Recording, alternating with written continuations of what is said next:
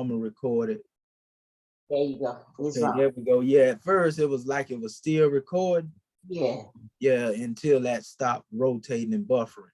Yeah, I'm still learning this thing too. yeah, all is well, praise be to Allah.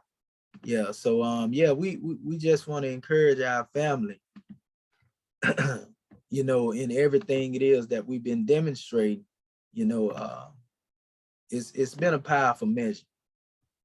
You know, we have all the tools at this particular point that we need in order to do the work that we've been doing.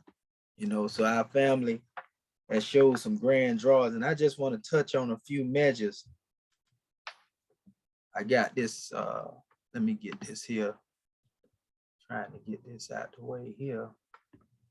Pull my PDF up real quick, because we want to actually show our family a very important drawing, and we touched on it in our last ears. We still dealing with the metaphysical aspect of things, but there's a grand drawing in the development of the languages that we want to make sure that our people were able to get a drawing off of as well. Let me see, I'm gonna save this right here real quick. Okay, I see it ain't letting me do that. So let me click into here and see what happened. And then we're gonna open it up for our family. As soon as we get done, I think I got it right now. Let's see, copy this. You know, gonna paste it here. It still ain't letting that demonstration come through. Got another way we'll do it then. Give me 1 second, Morris Ken. Got this last image right here that I'm trying to draw from. And we're gonna get this to our Morris Ken. I see what's going on here. I don't know why these people be trying to hold this information like this here and hoard it when it's already there for the public to have.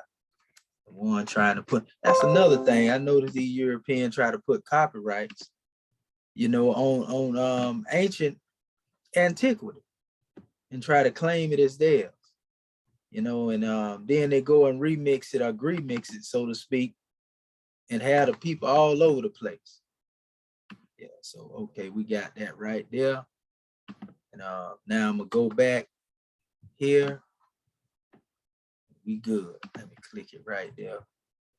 All right. Get down there. There you go. Okay.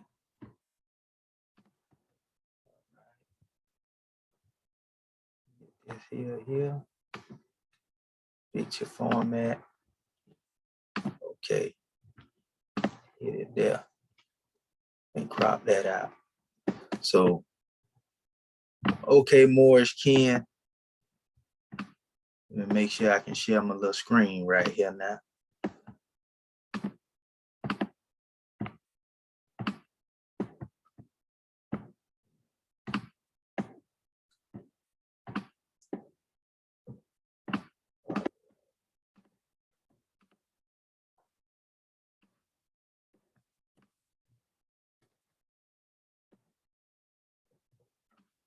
Can you see my screen sharing right now, family? No, we don't see anything. Okay, let me see it again. Okay. What about now? There we go. Islam. Okay. Islamism. All right. Yeah, we here, and this is actually a bust of a Moabitess goddess, you know, that they had. And I'm trying to go here first before I go into that particular drawing. I want to go here. And I got a couple of measures up here as always, because I want to make sure we got resources for our family to be able to draw from and get the grand drawing, so to speak.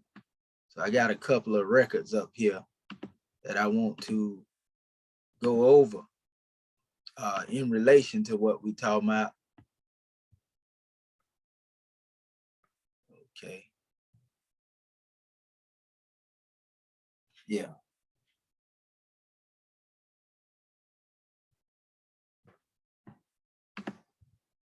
Okay, yeah, there we go. We touched on this in our last measure here. And like I say, we still are most definitely dealing with the metaphysics of things. But I want to show our family, you know, a very important measure in regards to dealing with all of this. And we understand, again, you know, how everything became as it did when it came to the language. We understand if somebody is looking at these things, you know, in these pictorial expressions here, and we touched on this in our last class, you know, they would look at this and say, oh, those are hieroglyphics, right? But when one has a knowledge, one knows that, well, this is proto-Sinaitic, right? But if you notice, there's an alphabet on the side of this proto-Sinaitic, these pictorial symbols, right? Now, these pictorial symbols here are not like the average expression of Medu, though they come from the symbols in ancient Egypt. And these are the symbols that were drawn by the Moabites and the Canaanites, whom a lot of people like to call Israelites. They took this alphabet. We read about it in the book of Isaiah 19 last session that we demonstrated. And it spoke of the 5 cities speaking the language of Canaan and demonstrating in the language of Canaan. And we emphasize on this same alphabet. The key next to it, they're calling this a Phoenician alphabet. You see?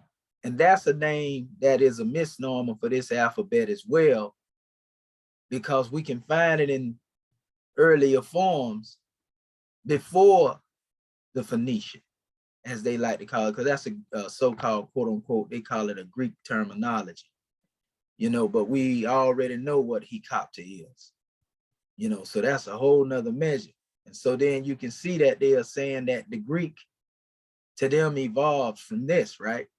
That's why you'll see them call this sometime ancient Greek, to try to make Greek seem like it's old, you know, in the way that they express it. And from this alphabet, you know, is an unfoldment, they would say, well, into Latin, and then from the Latin comes the English alphabet. You see? So when you have the English alphabet coming on the manifest, we can see a direct origin, you know, from here. But yet this has its direct origin from Kemet. You see? But this was their particular way of expressing this particular alphabet. You see? And so this is what caused the European to try to use the Kemetic language the way this language is used. This is an actual alphabet here. You see? The pictures of the European, you know, that they like to present as Kemet, it's not an alphabet. And we've seen our Grand National Secretary of State display most beautifully the metaphysics of those pictorial expressions.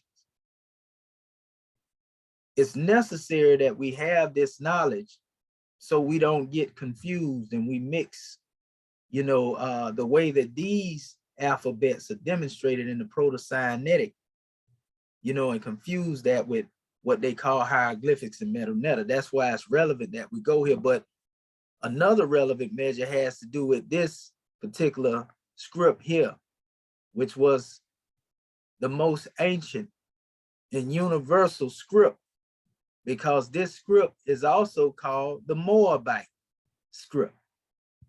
So now we're getting somewhere, right? But we know that the Moabites and the Phoenicians and the Canaanites is really the same people.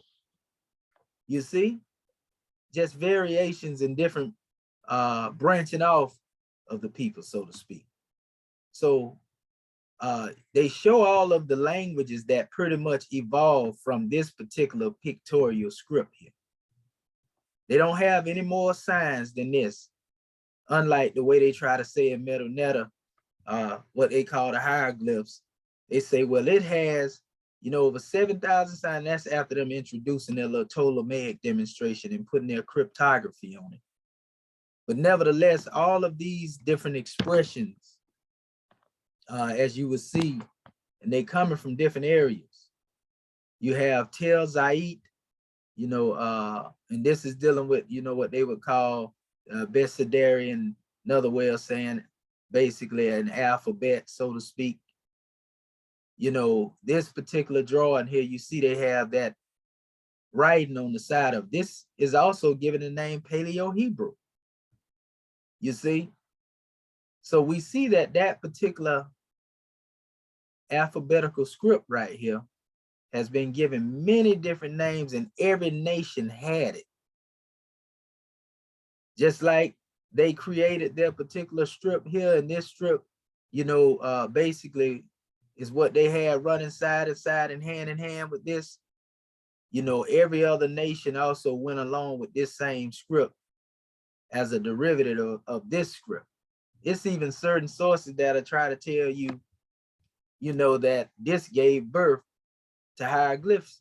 And what they're really trying to say is basically, again, the original people, notice they use the term Proto-Sinaitic, also known as Proto-Canaanite, was the first, right, consonantal alphabet. And it says, even a quick glance at the sign reveals Egyptian origin. Originally, it was thought that Sinai was conquered by Egypt around about 1700 BC. And the local West Semitic population adopted a small number of hieroglyphic signs, about 30, to write their own language. Recent discoveries along the Nile in the Wadi El Hul are dated to 1900 to 1800 BC, and they actually differ, you know, about this here, and that would actually be like about 4,000, you know, BC, so to speak. You see, because that's going like 18,000, well, not 1,000, but 1800 BC. You know, it's 414, well, it's 4,000 BC, and this is coming back from the time of 2,000 years of Yehoshua adding, you know, basically roughly when you round it off about another 2,000 years on it. So this is like 4,000 years old, you can probably say in all actuality. So it says, nearby the Egyptian texts speak of the presence of the Semitic speaking people in Egypt. So they are again showing the connection of the people creating their alphabet from the symbols that they seen on the monuments. And again, this is the same alphabet Allen Gardiner was said to see at a particular time. So it ain't strange that he began to do like all the rest of them, and they compared these letters, you know, to the symbols and tried to come up with their own demonstration the same way. And that's why you go into Wallace Bud's dictionary, you actually see words that they actually have written Hebrew next to. Yeah, they actually got words that they got written Hebrew next to, which lets you know that they were dealing with some comparative research. So nevertheless, dealing with these particular scripts here, you see that they're actually different scripts when you look at them closely too. These are the same here. They are dealing with that same alphabet that I showed you. That's the alphabet that I always say go back to the Tower of Babel. Now this is what they call box Hebrew, which is really supposed to evolve from this, which they call Paleo-Hebrew. A lot of times they call this the Masoretic text and all that stuff there. So these letters, though different from these letters, they have the same meaning and the same value when it comes to it right here, because though this came later, this box Hebrew that we always see all the time right here, this we always see this, and they'll tell you this has its roots also in Aramaic.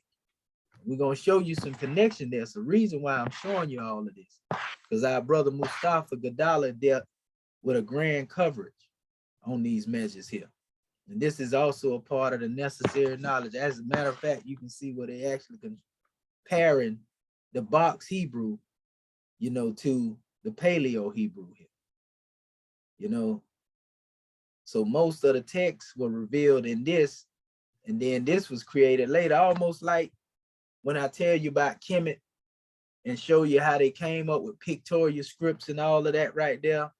You know, this was originated later. It's more modern, you know, than this ancient text. You can see here's an ostracon from Lachish in 590 BC, and you see most of those measures are dealing with what is known as Paleo Hebrew, which goes back again to the same alphabet that they have here on the side. This is their, you know, other portion expression of the written script. You know, and you see it's in abjad order and so forth and so on. Now, and we're gonna send this to our Moorish king. I had this for a long time. The original text, they would tell you certain scholars were written in Egyptian texts. And when they say that, a lot of that has to do with the connection to what we call the Hecapta in most cases. Then we also know there's Old Nubian and Demotic. You know, there are a lot of things, and even in the hieratic text, you can find certain things where they draw the concept of their biblical narrative. And that's why people will say, well, the Bible is based on a mythos, which is something that is really true. You know, a story that is being told, you know, maybe in an abstract expression or as a hypothetical example, but it's really the truth. You see, and the truth is that every ancient text has a Kemetic Egyptian relation to it. You see? Now, I want to show you some of the measures that they have here in this particular drawing, because they're dealing with the pictorial script in this particular measure here. You know, and it goes into, it says the original Hebrew, right? Now notice this is box Hebrew here. It said it would have been written as this way. See the man with his arm up. I know y'all seen me demonstrate this in some of our expressions, you know, but these are the actual expressions of how the original text, you know, would have looked. It says in the early Hebrew script over 3,200 years ago, or as, and it gives another example here, you see? And it says in the Middle Hebrew script between 3,200 and 2,500 years ago, the original pictographic letters of the parent root is a man with his arms raised looking at something spectacular and a shepherd's staff that is used to move the flock. And we ain't gonna go through all this demonstration, you know, because it's a lot. We're gonna get it to our Moorish kin in a little bit, because we're gonna use this as one of our tools when we start dealing with the compilation of our dictionary.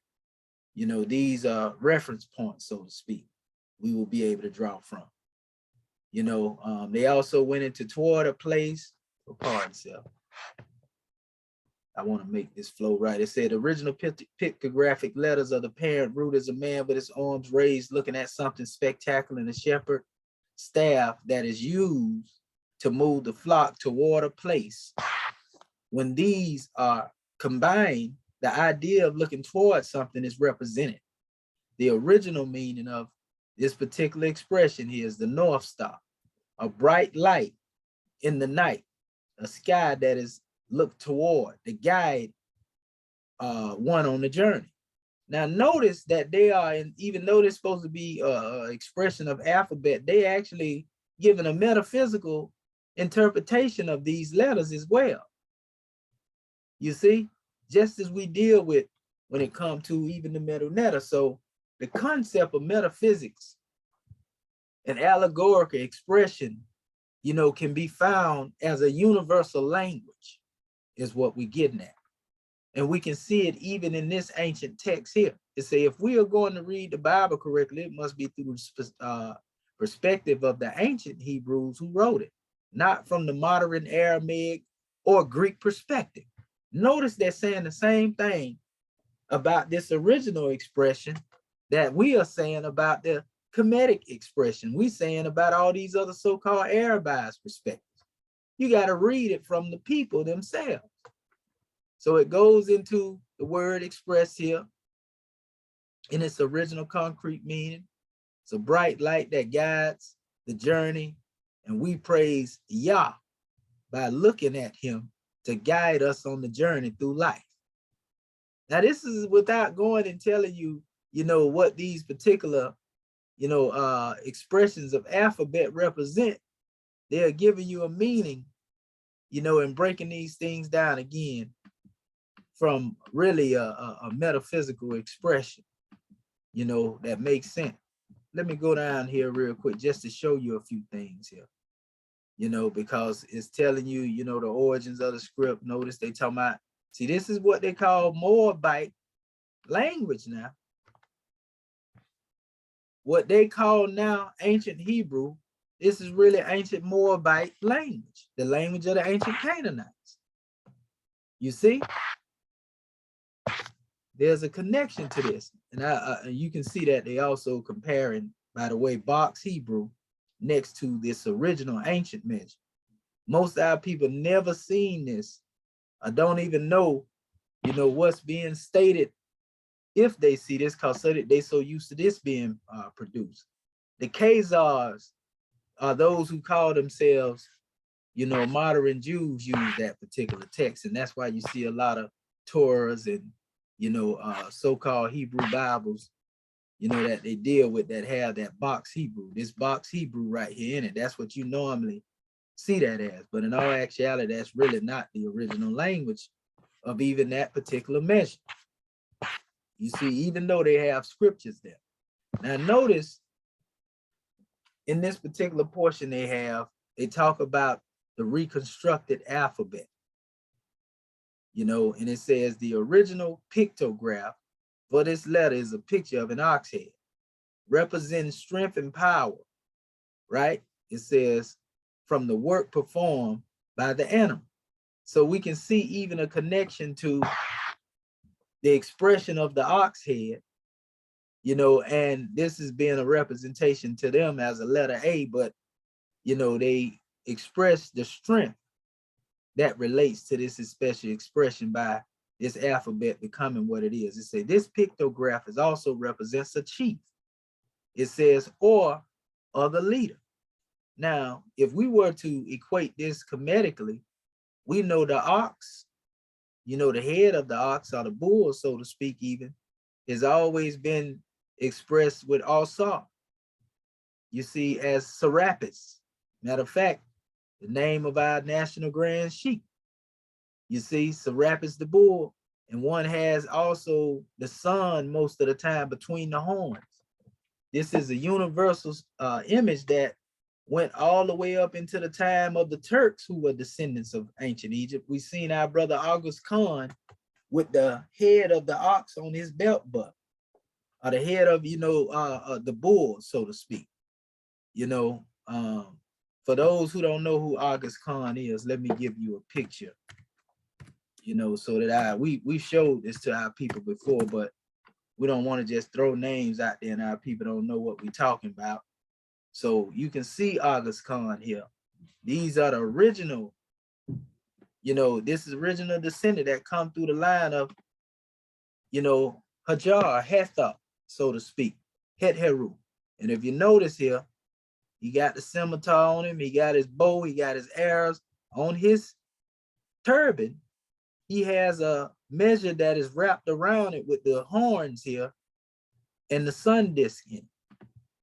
You see? You can see it better here. That comes straight up out of KEMET. So even though, this one is going into being, they actually make him the founding father, so to speak. There's a lot of history. This is the one that actually put up the wall to keep the Gog and the Magog from coming in. The Grand Quran referred to him as the Lord of Two Horns. You know what I mean? So you just can't get around this history. You can see the Asiatic is all up in there. So we ain't even got to go there. No, definitely that. Look at that. So this is why it's always important to go to the root. Let me see if they let me blow that up. There we go. What they got going on here? We ain't accepting nothing now. Okay. Let me see if I can use, there we go. Get you out of the way one way or another. So yeah, here we go right here. And again, you see the bull there. You also, let me move this out of the way. Pull it up a little bit real quick. You can also see that horn that I was telling you about. You know, and then notice they said that the symbol dealing with the brother, well, the symbol dealing with the head of the ox is often depicted as, let me get out of here. Okay, yeah, they say it's often depicted as a leader. And that's exactly what he was to his people. You know, so Al is the word that is used there. And anytime you see this word, let me go back to the measure I just had up. Al, this word, Al, deals with the definite article.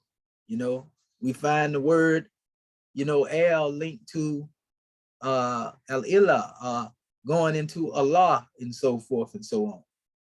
That's just another measure. But anyway, this thing is also demonstrated in abjad order. But anyway, it says when two oxen are yoked together for pulling a wagon or a plow, one is the older and more experienced, one who leads the other. Within the clan, tribe, or family, the chief or the father is seen as the elder who is yoked to others as the leader and teacher. Now this is Moabite demonstration we're dealing with right here now. You know, that come directly from, you know, the Kemetic tradition, but just told, you know, from another perspective. So it says the modern name for this letter is Aleph, right? It corresponds to the Greek name Alpha. In other words, they saying that name that they like to try to link up with the concept of being Greek. And they say alpha mean the first, and omega is supposed to be, you know, the end, the beginning and the end. And then they go to making these things a part of Greek organizations, the alphas and the omegas and all that type of stuff there. But nevertheless, the original form, go back here, they say alpha. You can see the link between the sound shift, aleph. You see, you got alphabet. Some people say aleph bet. You see, abayat. So that's another measure. But even in Arabic, it's aleph, A-L-I-F,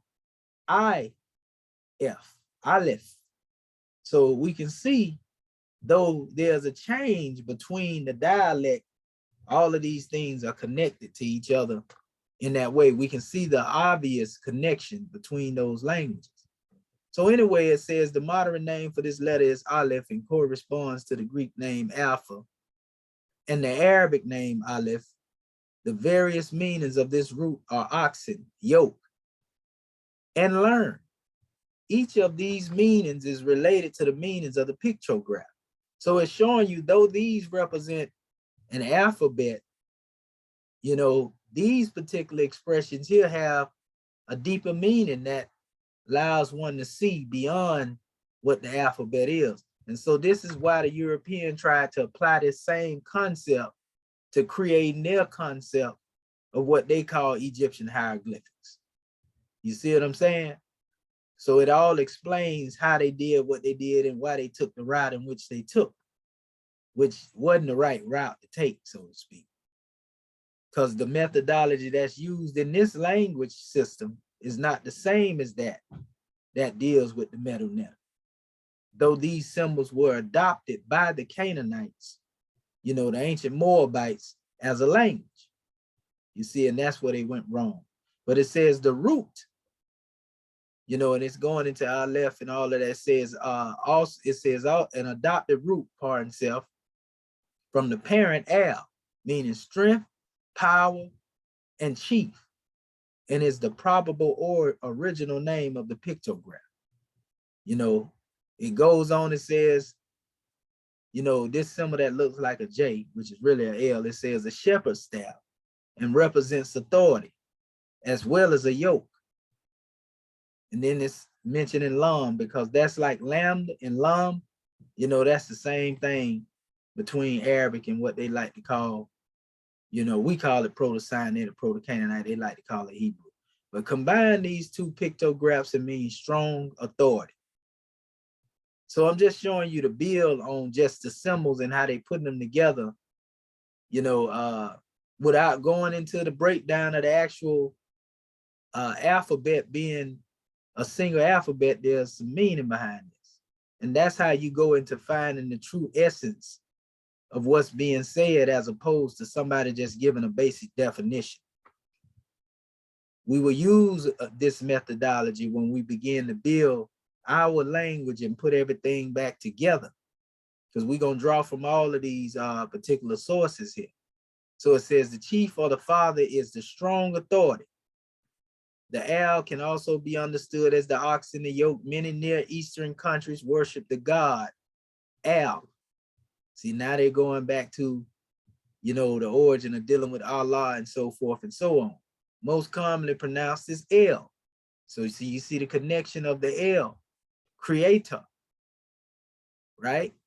And depicted as a bull in carvings and statues. Israel chose the form of a calf, the young bull, as an image of God at Mount Sinai, showing the association between the word Al and the ox or bull. And the word Al is commonly used in the Hebrew Bible for God or any God. And this is why you will hear him saying that, well, when Moses came down, he seen him worshiping the calf. You know, and what it was, there was homage being paid, but the way that the so-called quote unquote Khazar, and y'all know who I'm talking about, the way they would want you to see it is that this was not proper for them to identify, you know, this bull and venerate, you know, the expression of this bull, because they wanted to hide the Kemetic connection, you know, the Egyptian connection. That's why the Israelites was honoring that. You got to remember, they was in Canaan, they were coming out of it. Evidently, they had got turned on to them teachings, and you know, those teachings begin to take a hold of them, because we even know that the expression of El looked just like Asa. El has the atef on his head. Let me show you this right here so you can see it. And you'll see exactly where I'm coming from. You know, when they express El. Now look at a lot of this stuff here is showing you that they even have expressions like inscribed in the hieroglyphic type of demonstration. See this one sitting up here? Better yet, that's a better expression. He got the ITF on his head. Straight up out of there. And so you can see the Kemetic connection off. Look at that. Same one here, another expression of El.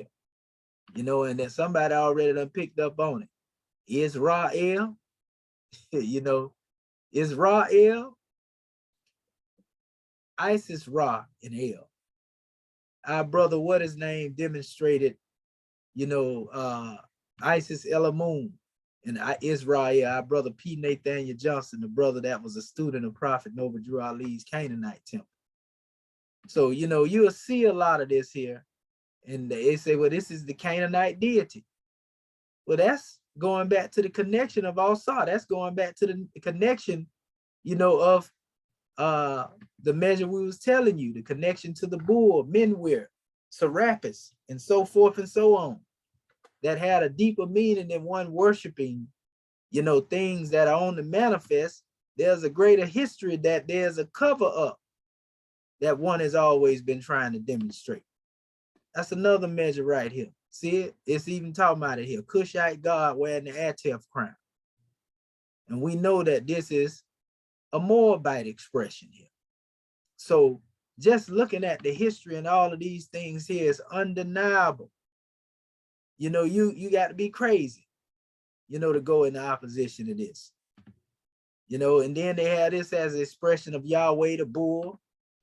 The Israelites equated, you know, this expression right here. I just showed you August Khan and what was upon his head, you know. So we showing you how signs and symbols are for conscious mind and men and women of understanding. And we are showing you the connection in the origins that cannot be denied, no matter where you go. You know, when it comes to our ancient ancestors, you see? Look at that. This is said to be Reshep and Yahweh, the Sebaot. And we know that's dealing with the number 7. But look at the expression up here. That's Kemetic. But they're expressing this as a connection to Yahweh. Yod He Wav YHWH, and which is in the Arabic, the equivalent is Yahuwah. So you wouldn't have all of these things in connection, Moorish kin, if it was just a coincidence. Another expression of that same bust of the El with the crown here. And we know El was a name that was later adopted. You know, also he's, matter of fact, that's the name that Abraham called on. It ain't strange because he had just went through Kemet himself. You see? So this is a powerful demonstration just dealing with this particular alphabet. You see how we connecting all of this history here.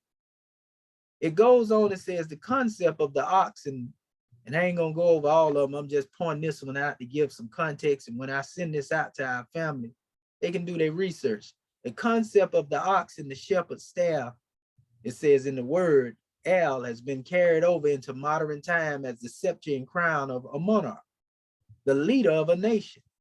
And these modern items are representative of the shepherd's staff, an ancient sign of authority. And we know that goes all the way back to Kemet.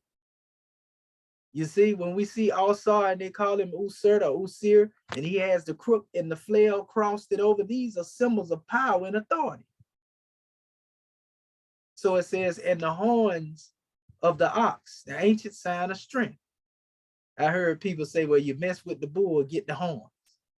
You even had the group, the resurrection Moors.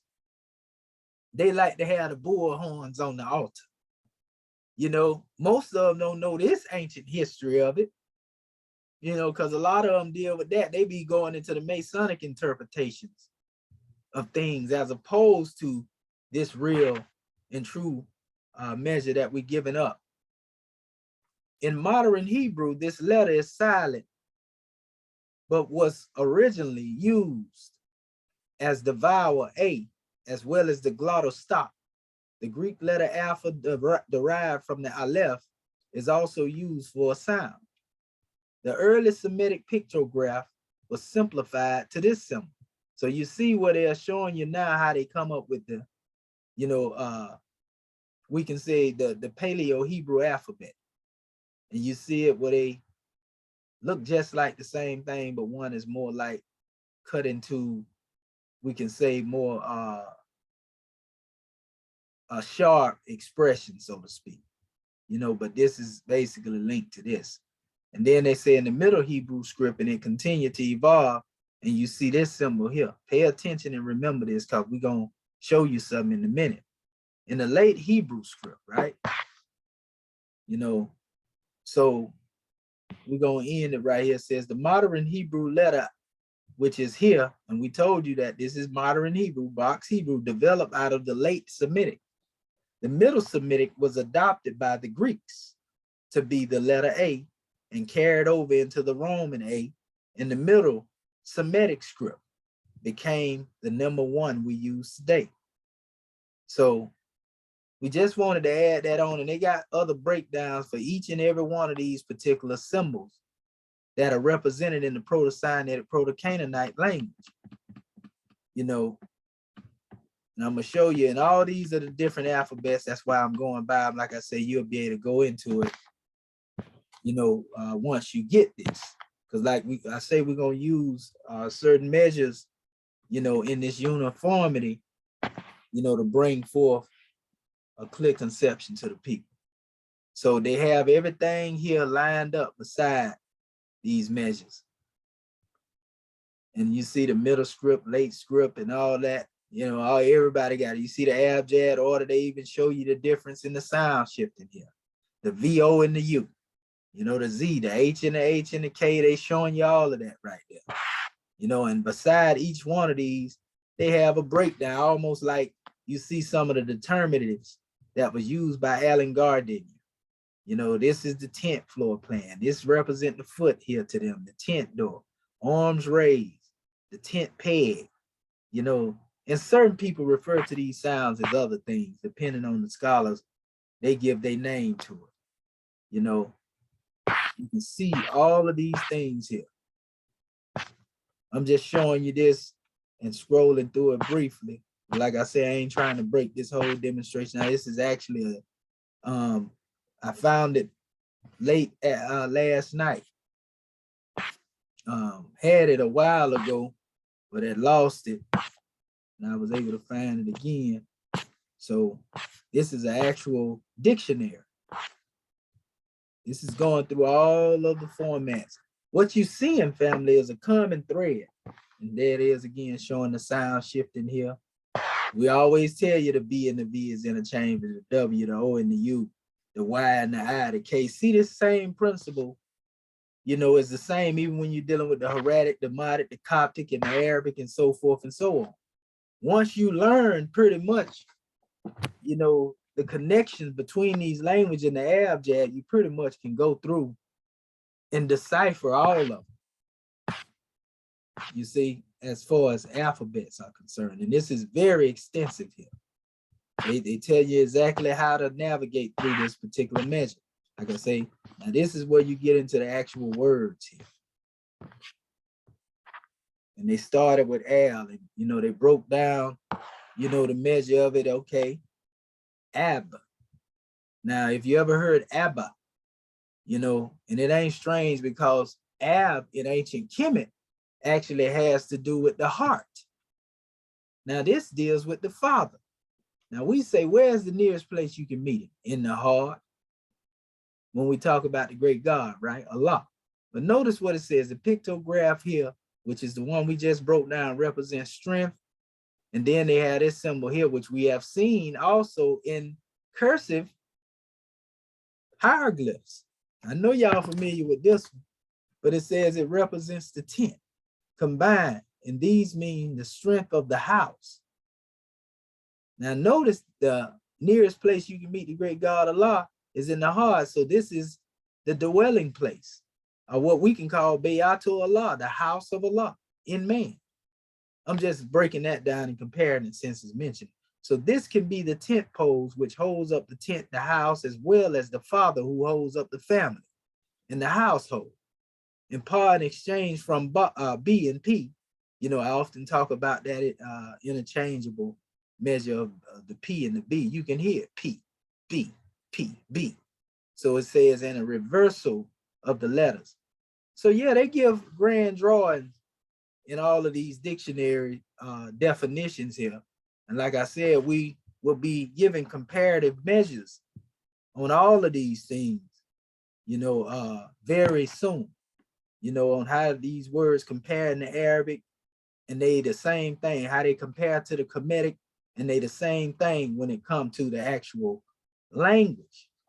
Not confusing the way the symbols are used here with the way we demonstrate metaphysics in Medu. We're talking about just the simple transliteration of the words when we speak as such. You know, this is another drawing, and I have a lot of these actually in my slide, some of this stuff here. But again, make no mistake about it. When we look at this, what it's called here, they calling it Proto-Semitic. So we see the name Proto-Sinaitic, Proto-Semitic. You know, also here they telling you that this Proto-Sinaitic is also referred to as Sinaitic, Proto-Semitic, Proto-Canaanite, Old Canaanite, right? So again, you know where it come from. Middle Kingdom, the Middle Bronze Age script attested in a small corpus of inscription found at Serebet el-Kadem. For those who don't know what Serebet el-Kadem is, I've showed it to our family in the past. This is the Sinai Peninsula, Mount Sinai. This is where Moses was when he got his revelation. And you see what's over there right now. Notice it say the temple of Hathor. Remember, Hathor is who? In all actuality, it's connection to Heru or Hagar, Hajar, Hathor. You see, there's a connection there. And that's why there was a temple dedicated to her in this particular area. You see, but nevertheless, it's tablets like this all over the place. This is a dead giveaway of what we're saying. They can't deny this. I want to go here. I'm gonna type it in. Let's see. So you can see all of the different measures here. This is what Moses was now getting his law. They can't deny you now and tell you, you know, that, and we already know because it said he was learning all the ways of the Egyptians. All these particular things that you see standing up here is proto-Sinaitic, proto-Canaanite, you know, and it's even some Medu, you know, in this particular area. I'm trying to get another expression of it. So when they say he went up there and he got the tablets and he got upset and he broke a tablet, but we see tablets still there right now today. A lot of them is broke up. I don't know if Moses picked one of them big demonstrations up and broke them, but we know in this area where they say he was, it's a plenty of them over there. There's a plenty of them over there. I'm trying to get a closer up shot right there. There we go, right there. That's one right there too. You seen the other one I put up there. This is in Sarabit al-Qadam. This is where they found the proto-Sinaitic, proto-Canaanite. Look at this stuff. This ain't Egypt now. It's out a little bit outside of there. You know, this is closer to, you know, this is actually what the Canaanites were. You know, we ain't gonna say closer to it. The Canaanites who they refer to now as Israelites. You know, that's who the Israelites really are. They Canaanites. They was our people, you know, the original Canaanites. You know, so like we say, we giving it to you as it is.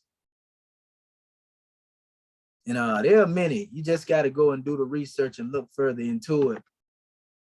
And you will see exactly what we talk about. And then a lot of their stuff that were drawn upon could have been from these particular columns that are here. This is probably where they began to draw their alphabet from, being it was already there. And they came up with their proto-Sinaitic, proto-Canaanite based on, you know, those who had been here, because we also understand that there was some mixing in the bloodline when it come to these people at this time. So a whole nother people were produced. Our brother Mustafa Gadala referred to them as the Moabite colony, which he said were numbered Egyptian. I also have some works on the author saying, let me go here real quick. Just since I'm talking about this here. And this is right here on my Facebook page. I got all of it here. And I'm gonna show you exactly what we talk about. Let me get up here, open up the thing now. Let's see here. Okay, here we go. So we have, here we go. Let me scroll it down here.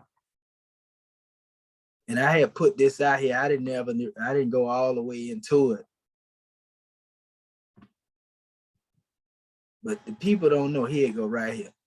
These works come from an author that has just written. Let me move this up here out your way. And he's showing you that, you know, what they are really referring to as Hebrews is really the Egyptians. He's saying that so the Hebrews were really the Egyptians. You know, in other words, they were the same people basically. And so he began to compare, you know, through the language. And you see, he got that box Hebrew demonstration in here, wrote here. But nevertheless, he went to breaking down certain measures, and he talked about, he said it would be difficult for the reader to abstain from such representation as it is so much imprinted in our collective unconsciousness.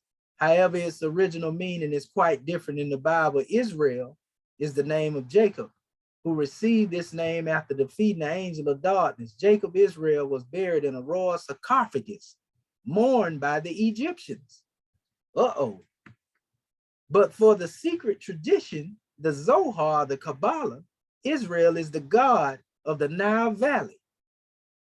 What? Under the term divine Shekinah. I talked to the people about this because this word connects to Sheikh, Shekinah. You see that word Sheikh and Shekinah has a connection. I broke this down in a demonstration not long ago on Sarnetter's channel. And so the Shekinah is the divine light in the winged sun. So this represents, really, this is the grand sheet within one. This is the light within one. That winged sun, the Behedet is what they call it. You see it on all the temples when they say, know thyself. That sun disk with the wings on it, divine light. It says, who came down to Egypt with 42 angels, which makes Israel a memory of Osiris, prince, son of Ra, Sar. It says in hieroglyphics of the 42 judges, he using the European methodology of expressing these things, but we'll overlook it because we know what's really being said is hieratic. It say we will see that in the myth of Jacob and Israel agrees with that of Osiris on many points, and that the name Osiris is read Israel, Israel. I just showed that to you, right? In another unrelated publication, Israel. Israel. It says in hieroglyphics, especially, and he mean a hieratic, especially the name Sar of Osiris is the root of Sar of Israel, meaning prince or son of the king. So it's showing you the connection of these words, and they're using the box Hebrew here, which is really connected to the Paleo Hebrew because it'll be written in the other form alphabet I showed you next to the pictorial expression in the Canaanite script. But it's getting son of the king. You know, he even break down Mitzrayim, which is the name that was referred to as the name of Egypt. You know, this name is also connected to Mary or Mizraim, you know, as they call her Miriam, you know, Mary and all that type of stuff there, if you know the historical etymological roots, so to speak. This Hebrew word reads in Greek Mitzrayim and cannot be translated as Egypt, even though they do. It says whose root Egyptos is the name of the Greek god. It says to come out of Egypt is to come out of a geographical territory. Greek, while coming out of Mitzrayim, is to come out of the pyramid. Now this is supposed to be a person that's studying as an Israelite. And I ain't talking about, you know, and this is not a one person of our hue. This is I would call him a Eurocentric Israelite, basically, you know, coming from that particular lineage. So it's wild to see somebody coming from a Jewish background, you know, putting all this out of here, because this is what the ancestors of this particular one was trying to cover up. But this one done went up in here and he putting it out here. You know, he even goes on and he says, while to come out of Mizraim is to come out of the pyramid, the celestial uterine matrix, mess. It says, where the sun rise born as well as all kings and men, the maternal womb of the celestial mother, Isis or Nut, the celestial ocean, young. In this work, we will mention the explanation of the Kabbalah Zohar, according to which the people of Israel, when they came out of Egypt, came out of the tree of life located in the middle of the Garden of Eden, symbolizing the other history, the other family tree, Egypt. Indeed, the pronunciation of Mitzrayim is the same as the Hebrew Ma'etz Shayim. You see? And they go into the Genesis degree. And I cropped a lot of this out of this book, and I'm going to give you the author, you know, as well. I'm gonna send you the actual author. I send it to you in the homework. But anyway, he goes into the Kabbalah. He say this is the secret tradition of the Torah dating back to the time of the Septuagint, around 270 AD. The word Kabbalah means that which is received. The Kabbalah, also called the oral tradition, is a body of esoteric knowledge, is a corpus of esoteric knowledge, reporting the great secrets that initiated Jews resisting in rebellion against the Assyrian, Babylonian, Greek, and Roman domination, transmitted to each other orally or in writing. Thus, the Kabbalah is considered a forbidden reading before 40 years, even idolatrous reading by rabbinic authorities, because it often deconstructs the text of the Torah, going so far as to designate the God of the Jews as the God of the ancient Egyptians. So that's why they demonize the Kabbalah, because they're saying that it says that the God, the real God of Israel, is the God of the Egyptians. Goodness gracious. The Kabbalah is the hieroglyphic reading grid that has remained unexploited by modern Egyptologists, meaning the modern Egyptologists haven't tapped into the reservoir of what this dude here has went into. And he goes into Zohar and Tikkun Azahar is a set of works gathering the fundamental texts of the Kabbalah in the Aramaic in different times. When I use the word Kabbalah in my works, I always quote Zohar, the text and reference. Jean D. Pauli and Charles Mopsic translated the Zohar into French, pardon himself, and the Tikkun Azahar is the most secret part of the Zohar and therefore of the Kabbalah, which questions the characters of the Torah. The latter it says are as ancient, pardon himself, are as in ancient Egypt solar characters. The children of Israel are the 12 constellations that came to settle in Egypt. Joseph is the nourishing river of Egypt. Abraham was born in Egypt, in the house of his father Terah. The famous merchant of idols, who is none other than Yahweh, the God of Egypt. Jacob is renamed Israel because he is the sun illuminating Egypt. These few pieces of information make the Zohar a secret code of an ancient Egyptian part itself, or even hieroglyphic reading of the Torah, and therefore of our Bibles. The Zohar constitutes a fundamental basis for the study of the ancient Nile Valley, a basis that modern Egyptology has never deemed to exploit. So again, you know, and I have, you know, Zohar and Kabbalah and many different texts over here, but there's a difference in between the expressions of some.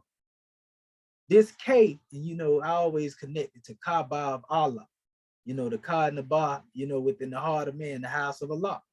You know, the K Kabbalah deals with, you know, the tradition that come through the line of Judaism.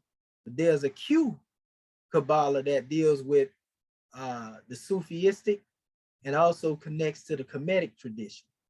But the C Kabbalah, because they are spelled in those three different ways, one with a K, one with a Q, and one with a C.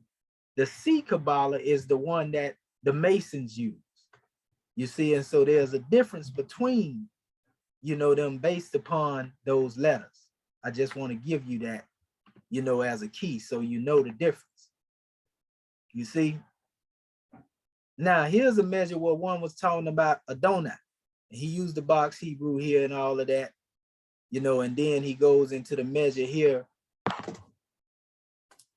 the connection of the first word of the 10 Commandments. It said means I, when God speaks, this sacred name is considered the eye of God according to the Midrash Rabbah, right? The Midrash Rabbah. It says, or the word, it says of the Egyptian words, according to the Rebbe of Lubavitch. Anuki is broken down into Ankh, the life, Yod, and then it says God. It says it is found in all Egyptian liturgy in the form, but it also exists in the form Anki, meaning spirit of Ra. We find in this hieroglyph the two Yods, you know, because they trying to identify this with the letter Y. Remember that? It says of the God of the Aramaic Bible, which dealing with the letter Yod. This is box Hebrew too. And it says Targum of one Kleos, Anki, the God of time, of the life of Ra.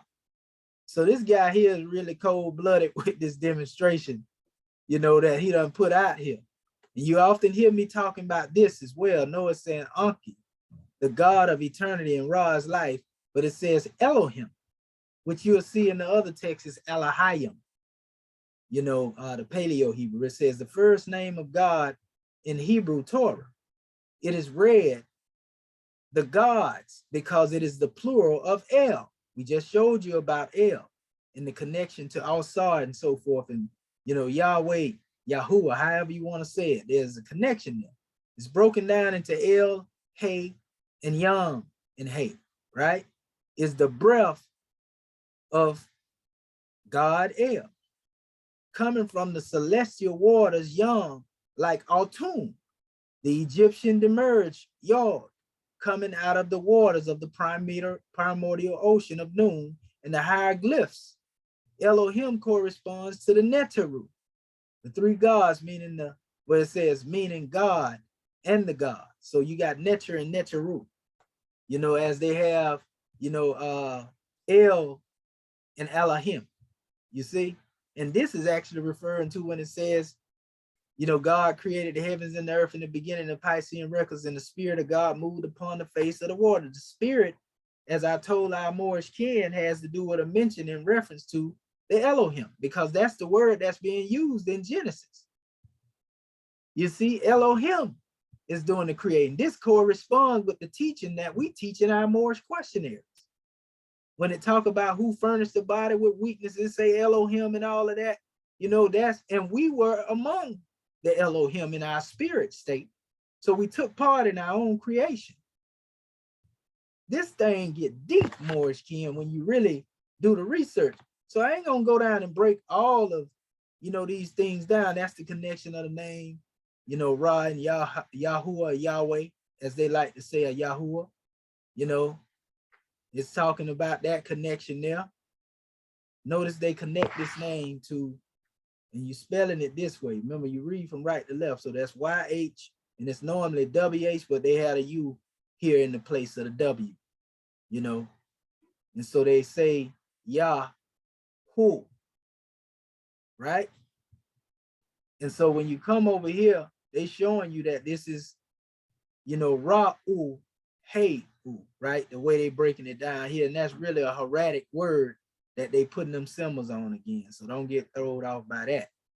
It says hieroglyphic of Yahu, the origin of Yahweh, which is Yod He Vah He, the light of Ra, Osiris, with the figurative sun with 3 rays. Now remember, this same name is the name that's used in the God code that correspond to the elements that make up our body, the carbon, the hydrogen, the nitrogen, and oxygen, and so forth and so on. And it ain't strange because the word, if you arrange it in such a way, you can see Nak or Nuak there. You see Aknuk or Enoch, you can arrange it, you know, Hanak, you can arrange that spelling out of that. So that's a whole nother degree of understanding there, but this is Submel's family. And so he goes into comparing also, you know, certain breakdowns, you know, in the Kemetic tradition, and then he compares them to, again, what they call the Hebrew tradition, you know, and he goes into the name Aten, you know, God symbolized by the light Ra running through the 2 horizons, you know, the horizons. But you often hear me talk about the adding this because that was brought forth by Akhenaten, you know, dealing with the worship of one God, monotheism, and so forth and so on. So you see that they are formed out of the tetragrammaton, or the 4-letter word here, with the Ankh being there, you know, expression of a pyramid. You know, this one here is building, family. You know, he even went into 2 translations and showing how one in Kemet gave birth to the one that they talk about biblically. Show the Kemetic measure. I am Autumn, out of the noon. You are the unique Amun. You are the unique Autumn. I have not been greedy. I did not blaspheme God.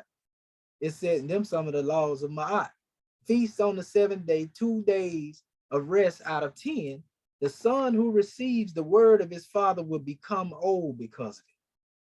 There you go. Honor your mother and your father that your days may be long upon the earth, right? It says, I did not kill. I did not command to kill. I did not have sex with a married woman. I did not steal. I have not told lies. I have been rich only with my own property. Ooh, boy, say that again for the ones like in the back of the room. You know, I ain't stole nothing from nobody. Everything I got, it come from me. So, Autumn, out of the noon, this is the expression of this.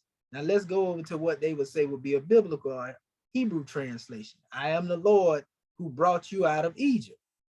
Thou shalt not make other gods idols, idolatry and greed.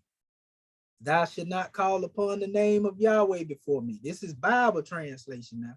Notice how it's parallel with this same demonstration over here that's Kemetic. It says, remember the day of the Sabbath and keep it holy. Right? See, it say the feast of the seventh day over here. Honor your father and your mother, that your days may be prolonged. And I just quote that over here when I read this portion. Thou shalt not kill. I did not kill. Thou shalt not commit adultery. You know, I did not have sex with a married woman. You know what I mean? Thou shalt not steal. I did not steal. I have not told lie. Thou shalt not commit false witness.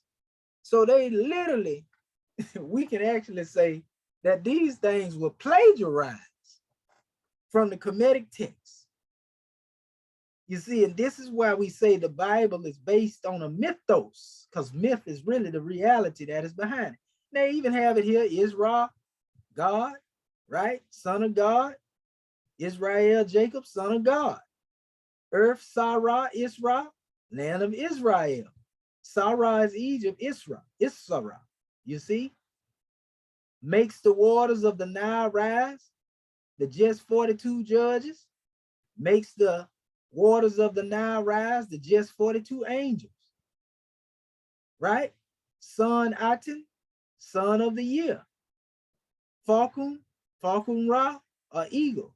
First man, dead and resurrected, dead and resurrected. I can go on and on and on. You know, the jet pillar, man, all of this stuff, family, like Osiris. And they compared that to Joseph. You know, and it just goes on and on, showing you how a lot of this stuff that has been called biblical teachings are really Kemetic teaching. We ain't even got to just deal with his works. Ralph Epherson wrote the same of these particular teachings.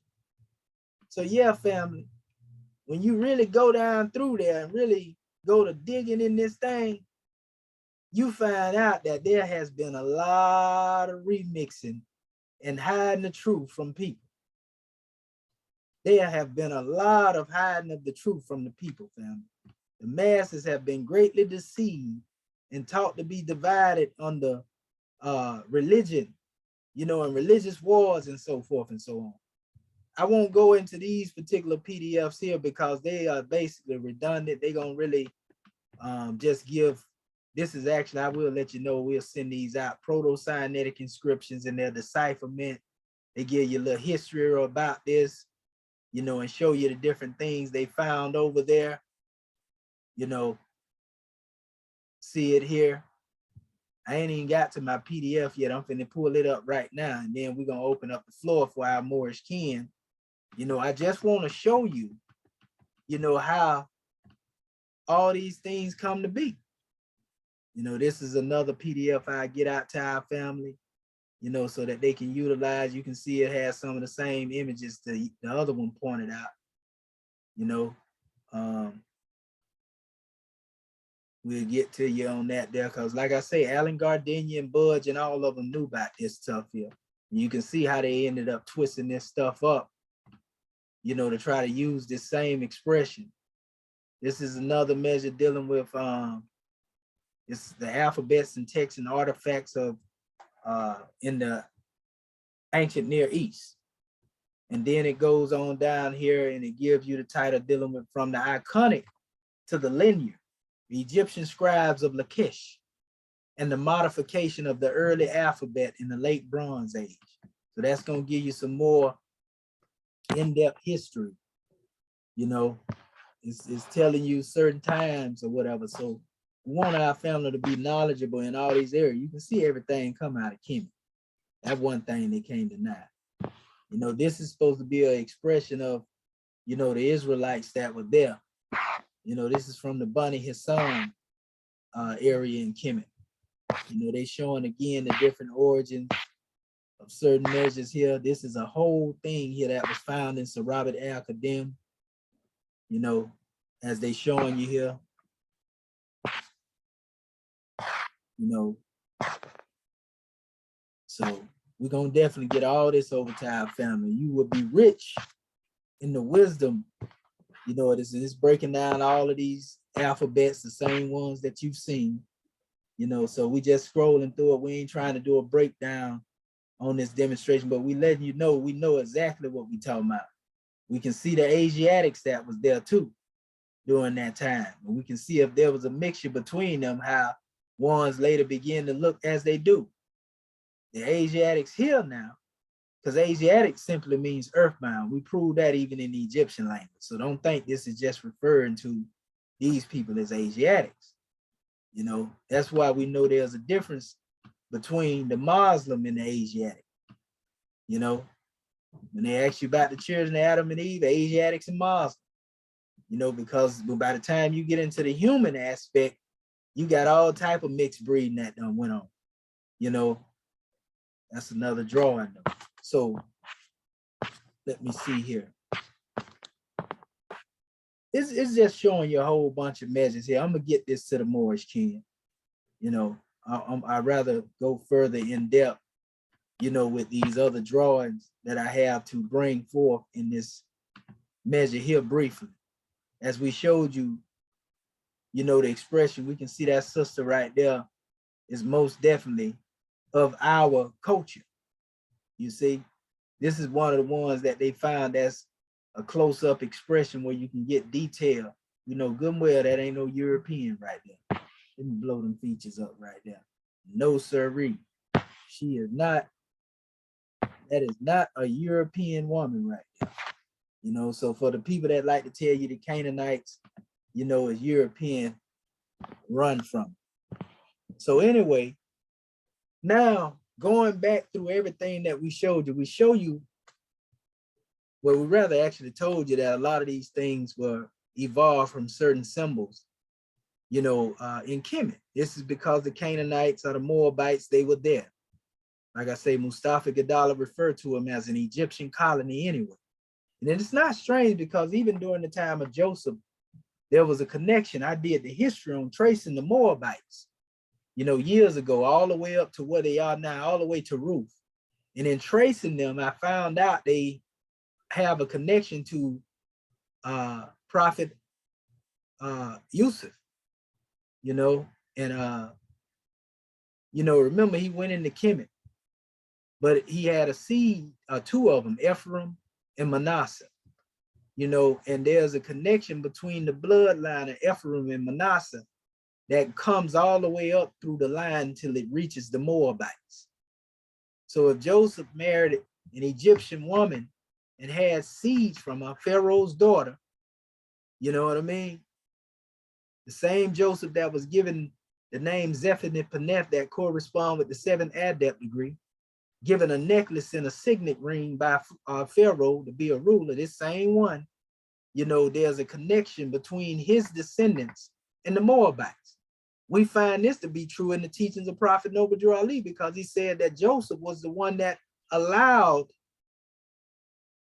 you know, Joshua, you know, pardon self, you know, in certain measures mention of Joseph as well, but allowed the ones to go over into, you know, this special area and set up different colonies and so forth and so on. So that's the connection of the Canaanite history that we gave in Isaiah 19 that come later. You know, you can see, you know, how the people end up where they were. But nevertheless, they're showing you the comparison between Proto-Sinaitic and the Egyptian hieroglyphs, you know, from Sinai, you know, because we showed you all of that as well. And so they go pretty much letter by letter, you know, and show you these things. And we'll get this PDF out to our people as well. This is just dealing with the symbols and the symbols that were adopted by the Moabites and Canaanites from Kemet to create their alphabetical expression. Now, if you notice here, let me move this up out your way, Morris Ken. I want to make sure I expand this and make it big as possible so you can see this. If you notice in this particular table here, Islam, Brother Shaheed. Brother Myers Bay just I texted see. me, Yeah, and I just You Yeah, say I he, got him. okay, gratitude, Islam. Yeah, I just seen it pop up in front of me. Islam. Islam, gratitude. Gratitude, Islam. So the Egyptian hieroglyph, you know, notice they use that terminology here, then they use Sinai script, which is what we just went over in extensive measure on. Notice they're comparing the two. Notice they're very much similarity here. That ain't the whole alphabet, you know, but I got some charts in here that's actually going to show you the whole alphabet. Now notice the script next to it, and I was showing you this same script earlier. They call it the Moabite. They was calling it Phoenician earlier, right? But this is on the Moabite stone. We're going to show you the Moabite stone in a minute. So look at all of the alphabets, and this is side by side with the Sinai script. You see? So, you know, you often have your evolution of your Sabian script, which is the original script that was there before the Arabs got there, because they were the Cushites that inhabited it. Then you got the Libyanic script. You can see the connection between there, though there's a slight change. In most cases, they are the same. You see, the Talmudic script, we read about the people of Talmud in the Quran. You see, you can see their particular alphabet. This is mostly in the Arabian, the Cushite and the Libyan area. Now the Libyans, remember, they had something to do with the origin of the Moors, because they were called the Puttites as well. So this is, you know, connected to us. The Sophitic expression, though varying and changing, you can still see there's a connection. And then so-called early Greek, there they go, trying to get up in there and superimpose themselves into the history again. Man, it's almost comical to see them people doing this after you know what's going on. But anyway, now this is very important. Moabite stone. Now they're showing this particular alphabet, like I told you, this is the one that go back to the Tower of Babel, before the people were separated. You know, the oldest language mentioned biblically is what we calling this. But yet this is the Moabite measure that they use. This is going outside the pictorial, but we know there's some connection between the pictorial and that, you know, when it comes to the Canaanite script. Now this is interesting here. They actually refer to this as Abu Simbel. And Abu Simbel is an actual monument in Egypt, or Kemet.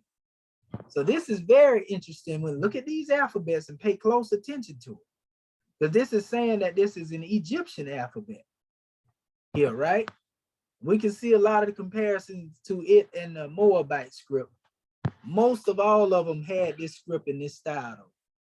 This is Attica. Attica is really another measure dealing with the Etruscans that were there before the modern so-called Greeks came.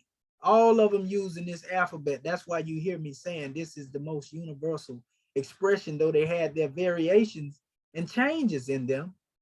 For the most part, it was the same alphabet, family. It was the same script. These things have to be known, because when we begin to compile, you know, our particular measure, you know, you will see why we choose, you know, the drawing we choose. This is just another expression. Notice they have hieroglyphics here. They're showing you that the hieroglyphics are here. And then they are comparing it to the symbols that was drawn from by the Canaanites. And saying, okay, well, they draw these symbols here in their alphabet from this symbol. They draw this symbol from this one from this one, this one from this one. So they're just showing you the meta that the Canaanites adopted their alphabet from. And you can see here how the European will become confused and think that you can write, you know, this in the alphabetical form, you know, and then place that on this same demonstration here, which was more ancient. And you see the Abjad order here. You see the same alphabet we just told you was Moabite. They're calling it Phoenician here. Pay attention to the remix. So you see here, they had the same alphabet. This is Proto-Sinaitic. You see it PS. They're showing variants of it, different ways people were writing it, different styles. You see a little change here, not too much. You know, a little change there, not too much. You know, but everything is basically the same. So your box Hebrew, they put it beside it in comparison. You know, you can see that there. You know, they just go throughout all the different languages, Syriac, you know, and everything, all the way up to the Coptic. You know, they put these alphabets beside each other. Here's another chart. We had this chart in a lot of our other measures dealing with the language, showing the same alphabet next to the abjad order and sequencing, and they actually giving you the different dates for some of these things where they appear. You know, it gives you the measure on what they call early Semitic, which is still rooted in those same symbols. It gives you the names and the breakdown. Like I say, some of these things are different based upon who you're dealing with. And they're actually using a lot of the Greek expression here, as they like to call it, so-called Greek, you know, right here when they dealing with the breakdown on the, what we call the transliteration. Here's another measure here. Notice it says biblical Hebrew to English. The alphabet Hebrew is the first and oldest alphabet. So now you got somebody proclaiming, trying to say the Hebrew is the oldest alphabet based upon the fact that it comes from these symbols, because now they are trying to say, okay, well, this is, you know, from this time where the hieroglyphics are there, you know, so this means that this is older. No, that don't mean that this is the oldest alphabet. We just gave you the history and showed you that this alphabet derived from the Egyptian alphabet, so it can't be older. The Egyptian alphabet has like 7,000 to 10,000 years on it, you know, according to our beloved brother Mustafa Gadala. You know, we acknowledge the connection and the origin of this from, you know, the Egyptian symbols, but it is not older, the oldest alphabet, so to speak, because we got to go back to, you know, the hieratic. We know hieratic is older than this. We know demotic is older than this, you see, in the history that we've been given.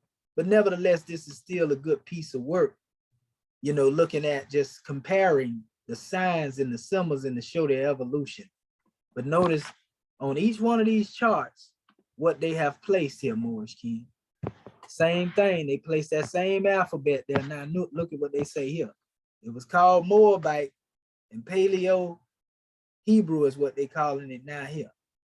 That same alphabet that I told you, we can call it the Edenic, not the Edenic, but we can call it the Babylonian alphabet, if that's what you want to call it. But this is the main thread of alphabet that rolled throughout the different cultures and found itself in other places. Here's another list here of what's supposed to be hieroglyphs, right? And notice they are not the same glyphs that the other Europeans have now in this modern time. And these are not the same letters that are normally placed on the side. Look more like demotic. If I were to say that's what this is by looking at it, I can tell this is an old source. But look at the way they write this out. Let me go back there. Yeah, look at the way they write this demonstration out. If you look at it, and you will see this. I showed our family actually a couple of, you know, monuments in Egypt with this style of writing on. You know, this look close to demotic, but it ain't exactly demotic. This is actually referred to as what they call Egyptline inscription, right? It looks similar though to the other language that I was showing you a few minutes ago that I'm keeping referring to as the language where they deal with the Tower of Babel. But none of these symbols are used by, well, they are not put in this order by E. Wallace Budge and Alan Gardenia. You know, some of these things don't even exist. So what if one would have tried to use these symbols and go try to translate some things? I wonder what would come out of that. You see? Okay, so here is where we come and bring this demonstration on home. These are expressions of what is called Egyptian, but they're also expressions of called Iberian.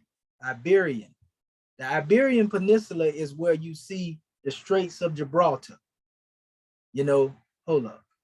I'm gonna let our Moorish kin see this right here so that they know what we talking about. This is where the oldest man has been found, Moorish kin,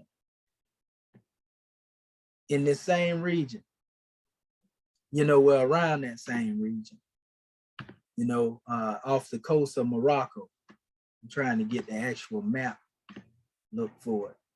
This is coming up from Africa.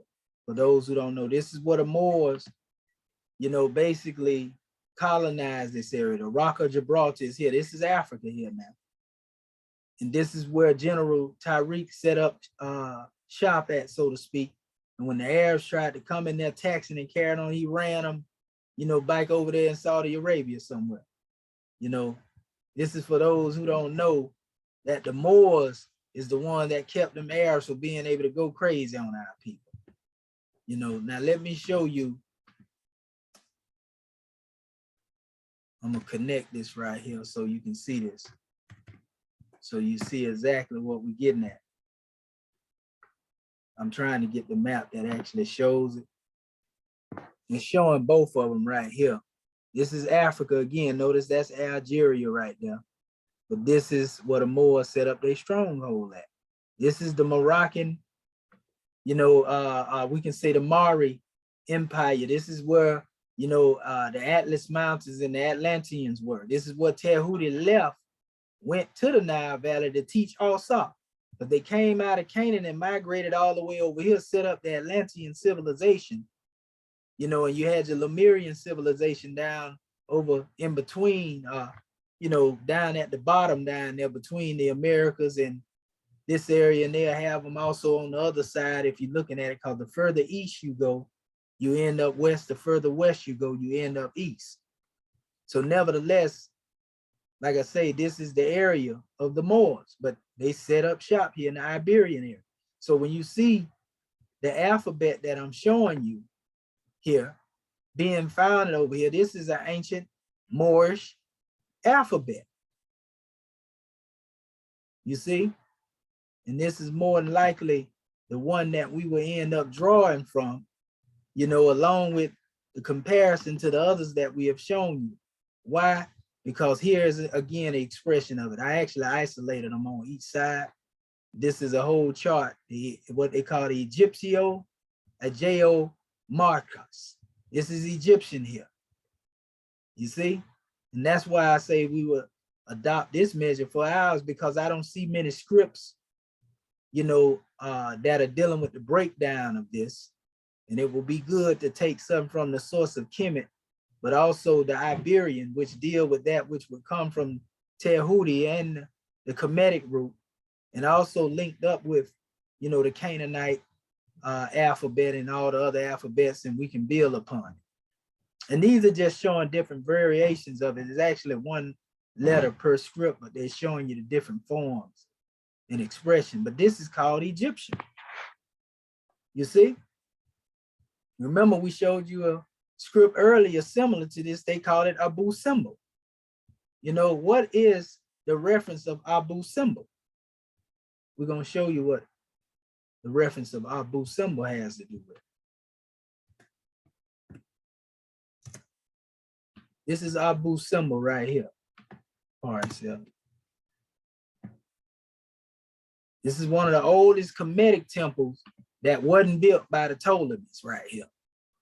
And like I told y'all, these things was carved out of the mountains, family. So a lot of the reason why they have been here so long, because they connected to the earth. Same thing with some of the pyramids. They were carved out of mountainous structures. They carved them out to a step pyramid style. And those rocks that were used, that they had hewn out, they stacked those rocks or those blocks up level by level, all the way down to the base of the pyramid. And that's how they were built. How we know? Because if you go inside of a pyramid, it looks like a bat cavern in most cases. It's not block by block that's being set. A lot of the stuff on the inside, you can see what I like to call, I call them, well, the Quran call them pegs, you know, but you will see these things in the bottom of the pyramid. That's how you know they are connected to the earth. They're not man the basic structure of it, it comes from nature itself, and that's why they have never been moved. And the Egyptians, on the other hand, the ancient Kemites, they were able to look around, and then they were seeing what was aligned. That's why the mountain has always been sacred. Even Noah set his ship came, as so to speak, to lay on the peak of Mount Ararat, it says, right? When you go and it speaks of the sacred mountains of Mount Kilimanjaro or Mount Meru, all of this go back to the teaching in ancient Kemet when it speaks about Atum coming into existence and raising up upon the mound. So there was a mound, and you hear about the pyramid mounds that are found over here. So the first stages of pyramids are expressed by mountains, and most prophets went into the mountains to get their revelations, the highest peaks. So it was natural that even if they were making these homes, and it talked about that in the Piscean records and the Quran on how they carved homes out of the mountains. We can see this in the holy city of Petra today. So again, they just became more elaborate over time in their carving, in their hewing. They became master stone cutters. This is where they try to come up with the concept of masonry. The real definition of masonry means stone cutter. The real ancient stone cutters are the ancient Kemites. You see, this is where they get their Mount Rushmore from as well. When you see the president, they were trying to copy off and they carved, you know, those demonstrations out to make sure that they stay in the earth. You see, we giving major keys to our Moorish king, but this is Abu Simbel. So if they're saying that there was an alphabet referred to as Abu Simbel, they are calling it Egyptian. But yet and still it's expressed in the same measure that we were showing our Moorish kin a few minutes ago. You see?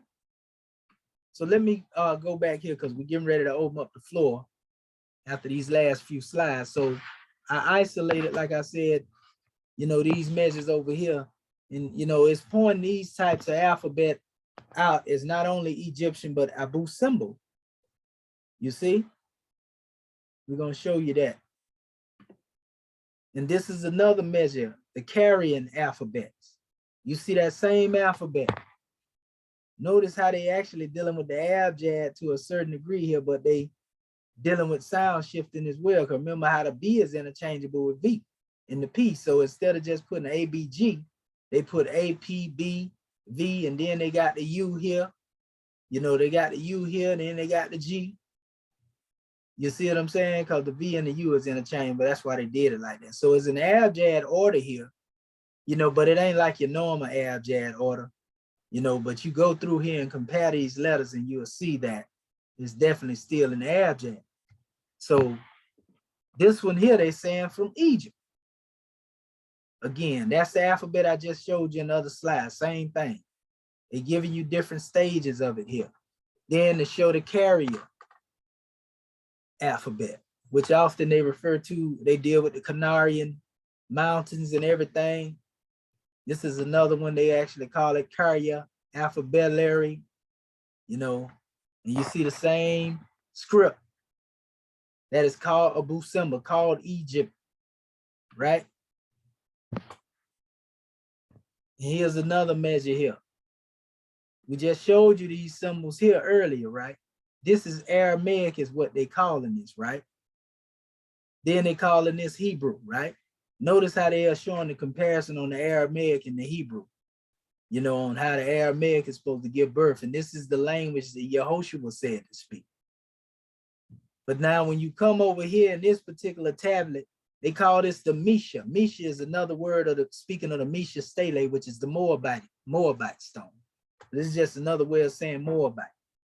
Then they have what they call a Samaritan language that come here. But notice here, this is called the papyrus of the Egypte. So they're equating this with Egyptian language right here. But they just told you this was Aramaic.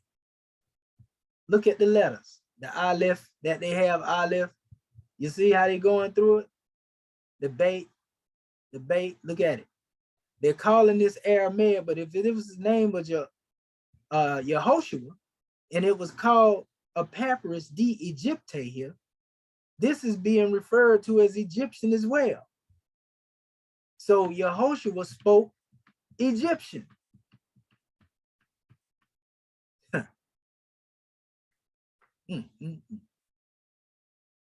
Last two slides. This is the Moabite stone. We showed you the script. And if you remember me showing you the tablet of Tehuti, the emerald tablets, when you look at the inscription on this, and I'm going to show you the emerald tablets in a minute, for those who can't recall it to mind right now. Notice again, it's called the Moabite script. They have the Syriac, language here too. Syriac is connected to the Arabic, but they given the number values and everything here as well. Look at the language, the Moabite script. This is the same thing being featured here. You see how connected it is also to the other language when I was showing you Egyptian and the Carian language. This is the real Moabite stone, the actual stone. You see? The real Moabite stone.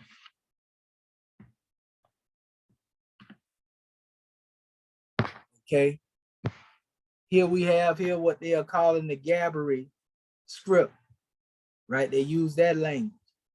Now notice they say raw seals. And the reason they saying that is because on the seals of Hezekiah, you will see these same symbols. Let me show you what I'm talking about. So when I say seal of Hezekiah, our people know what we're talking about. And watch what you see on the seals of Hezekiah. This is the seal of Hezekiah, Moors, with the alphabet on it. And look at these symbols on Hezekiah's seal. They straight KEMET. See the ankh in there? Because we know that the scarab beetle comes from KEMET. But what is a so-called Hebrew doing with these particular seals? We can't make this stuff up, family. You know what I mean? We cannot make this stuff up. And we didn't make it up. But we gonna say this, the general opinion of men will never alter the nature of the truth. And it is not only this seal.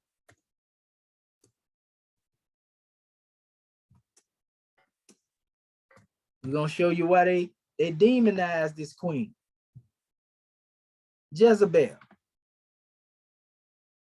Put some respect on Jezebel's name, because Jezebel is really, an expression of all set. But she was demonized, as being a harlot in the text, of the way that the European and Khazar, so to speak, chose to translate these things. You see? And that's Lam, Aleph, Yod, Zayin, Beth, Lamed. They saying, well, this is Jezebel. You see? This is the seal of Jezebel. Kemetic as ever. Like you say, they want to call the sister a harlot or a whore. They use that terminology, because they want to demonize, these seals, as being not part and partial. Look at that. That's Queen Ty, and they connecting her to the seal. Look at the sister. And these are more measures that I can tell this come from the Cushitic, the Sabian culture here, by the way it is. I done seen these things so much, I can tell it's definitely, that was found in Saudi Arabia right there.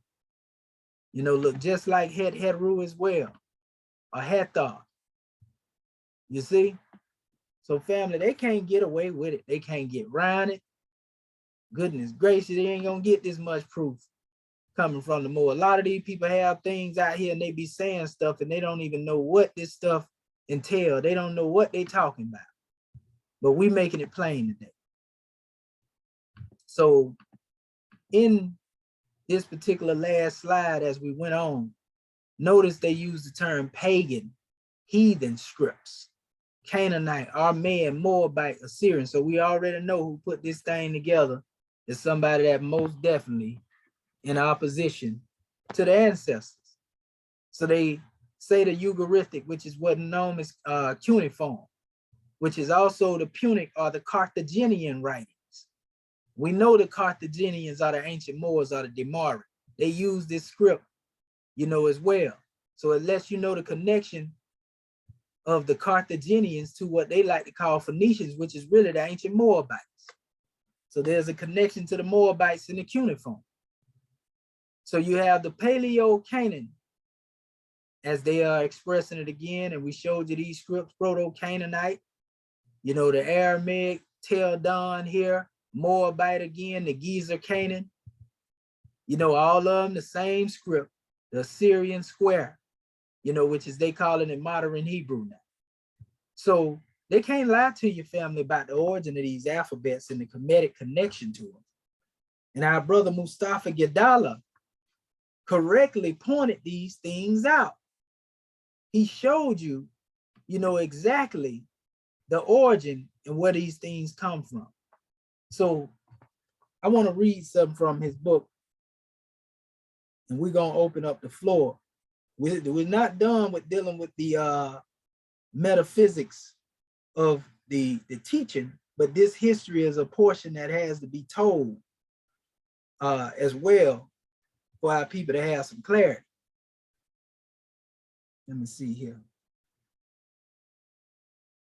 And I want to get one that actually covered, you know, the grand measure of the drawing, because he got a lot of it in. This is coming from the ancient Egyptian universal writing modes. And we can see what he means by the universal writing modes. Okay. Because he got so many, this brother gave so much extensive information. So, okay.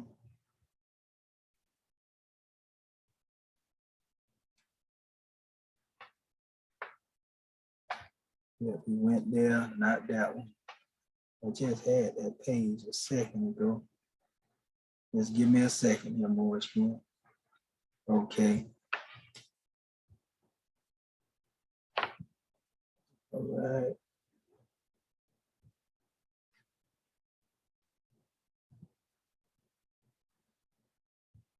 All right. 1 second. Yeah. What is that page? I just had it here in my hand a few minutes ago.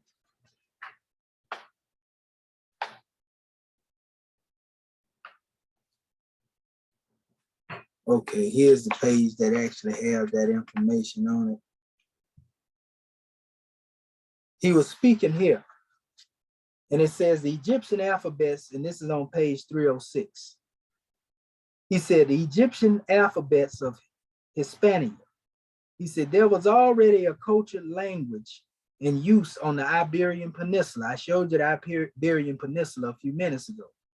Prior to the arrival of the Romans, classical writers from this era, and confirmed the civilized pre-Roman Iberia, such as Strabo in geography, pages 3, 1, and 6, who wrote the the Tordetinians are ranked as the wisest of the Iberians, and they make use of an alphabet and possess records of their ancient history, poems, laws written in verse that are 6,000 years old, as they assert.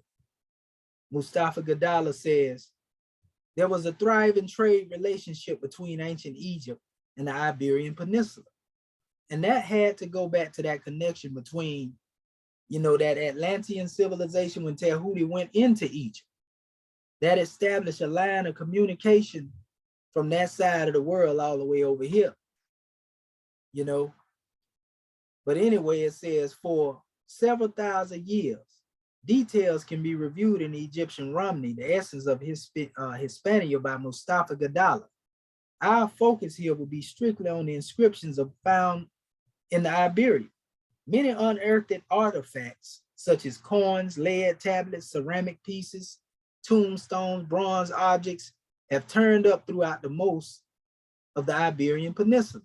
These artifacts have inscriptions that are described by many of an unknown alphabet, or as being Iberian Tartessian, which I just showed you a few minutes ago, on the page. Let me show you that alphabet, what he's talking about when he said it's been referred to as Iberian Tartessian.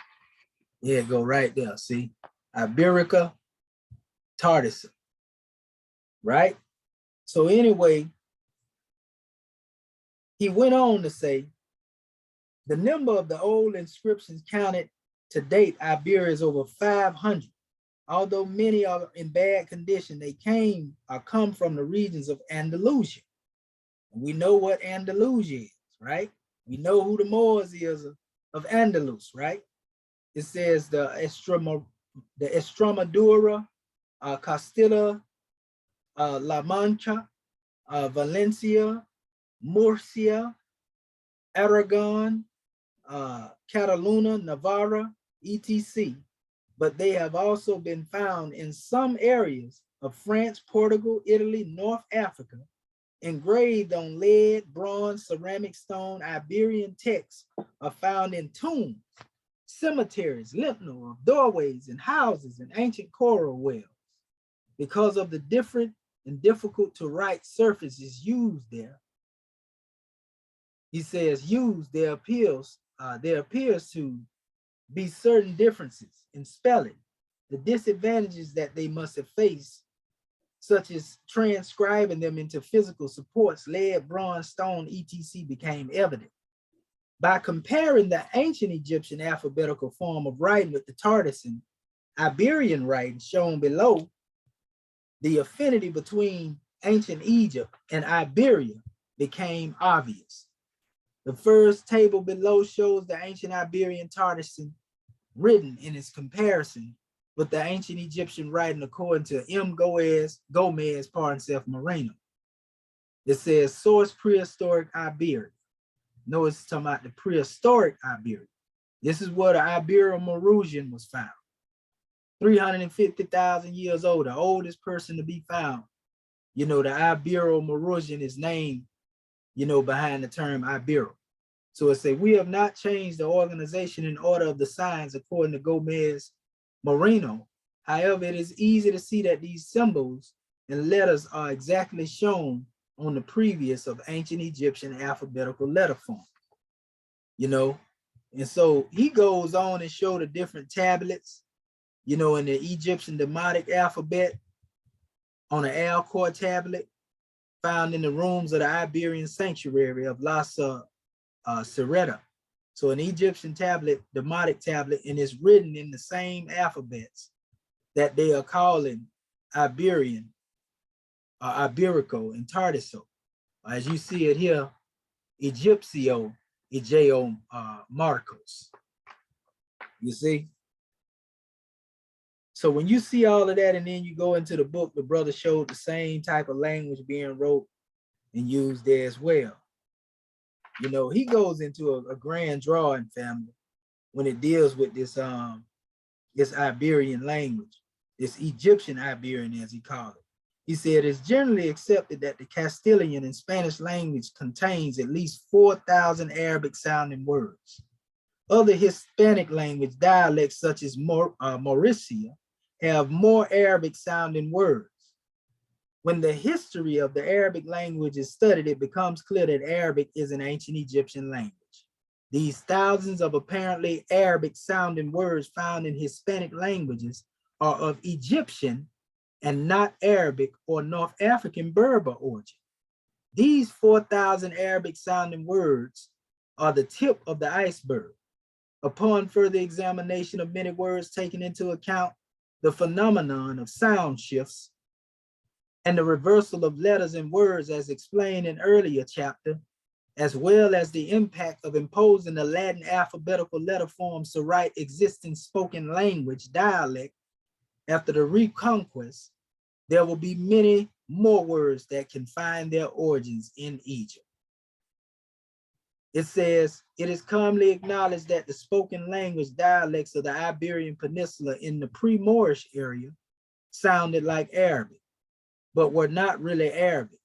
Egyptian is the only language that sounds like Arabic, which leads us to the conclusion on the linguistic basis that ancient Egypt is the source of languages on the Iberian Peninsula.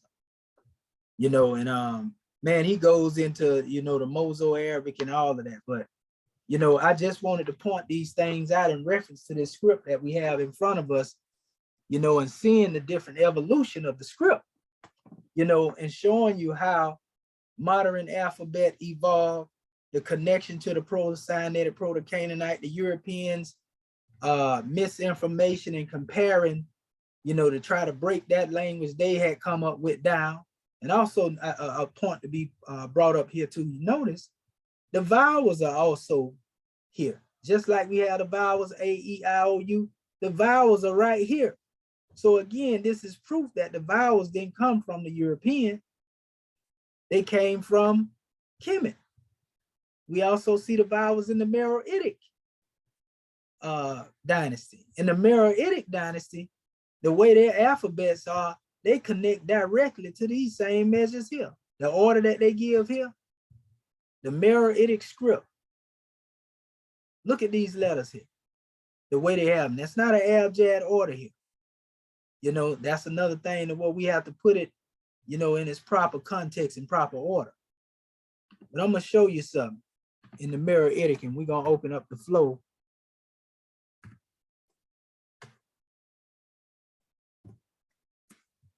For our family. So here's the image here. Now watch the order they give for the Meroitic. See how it starts with the A, E, I, O, U?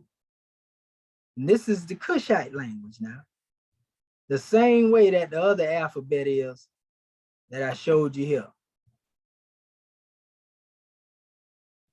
Huh.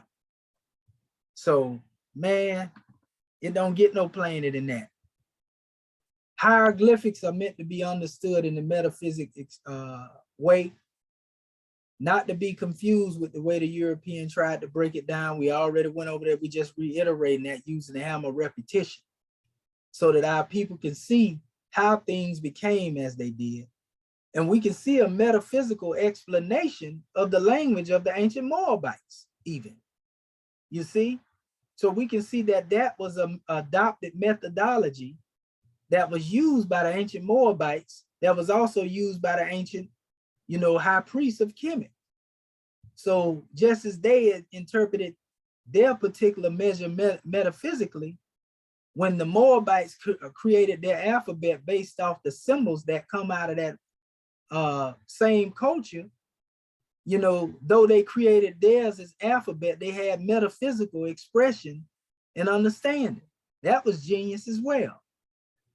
So the metaphysical aspects going into that, our brother explains in the Egyptian hieroglyphic metaphysical language, you know, so we had our Moorish kin go into that, you know, and it's just a grand drawing, family.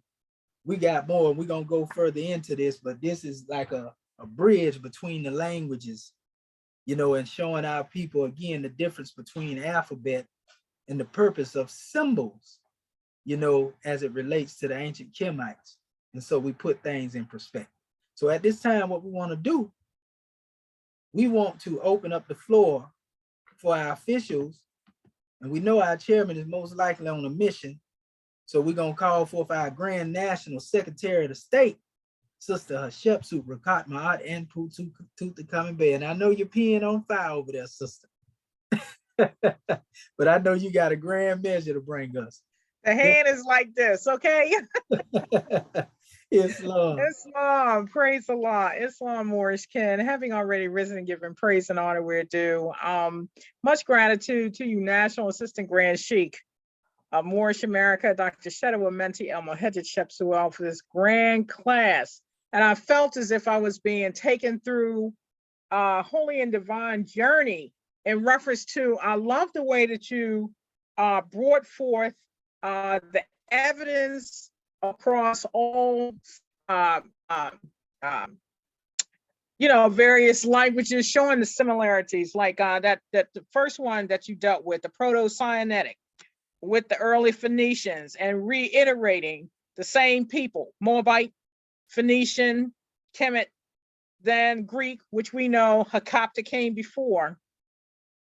And the thing that really stood out to me, dealing with that ancient Hebrew lexicon of the Bible, where it showed the ox head and what its original meaning was, and then going across different cultures or different peoples, dealing with Asar, Serapis, also that ox bull, metaphysically dealing with strength and how it became chief and leader. And you could just see the transitions, and that in itself was so glorious. The other thing that was so key was also being able to go back to the special temple, like and going back to see the real Moabite stone, because often, you know, in the research prior to this class, you didn't even see Moabite stone anywhere. You know, they tried to remix that, you know, so that it was hard for you to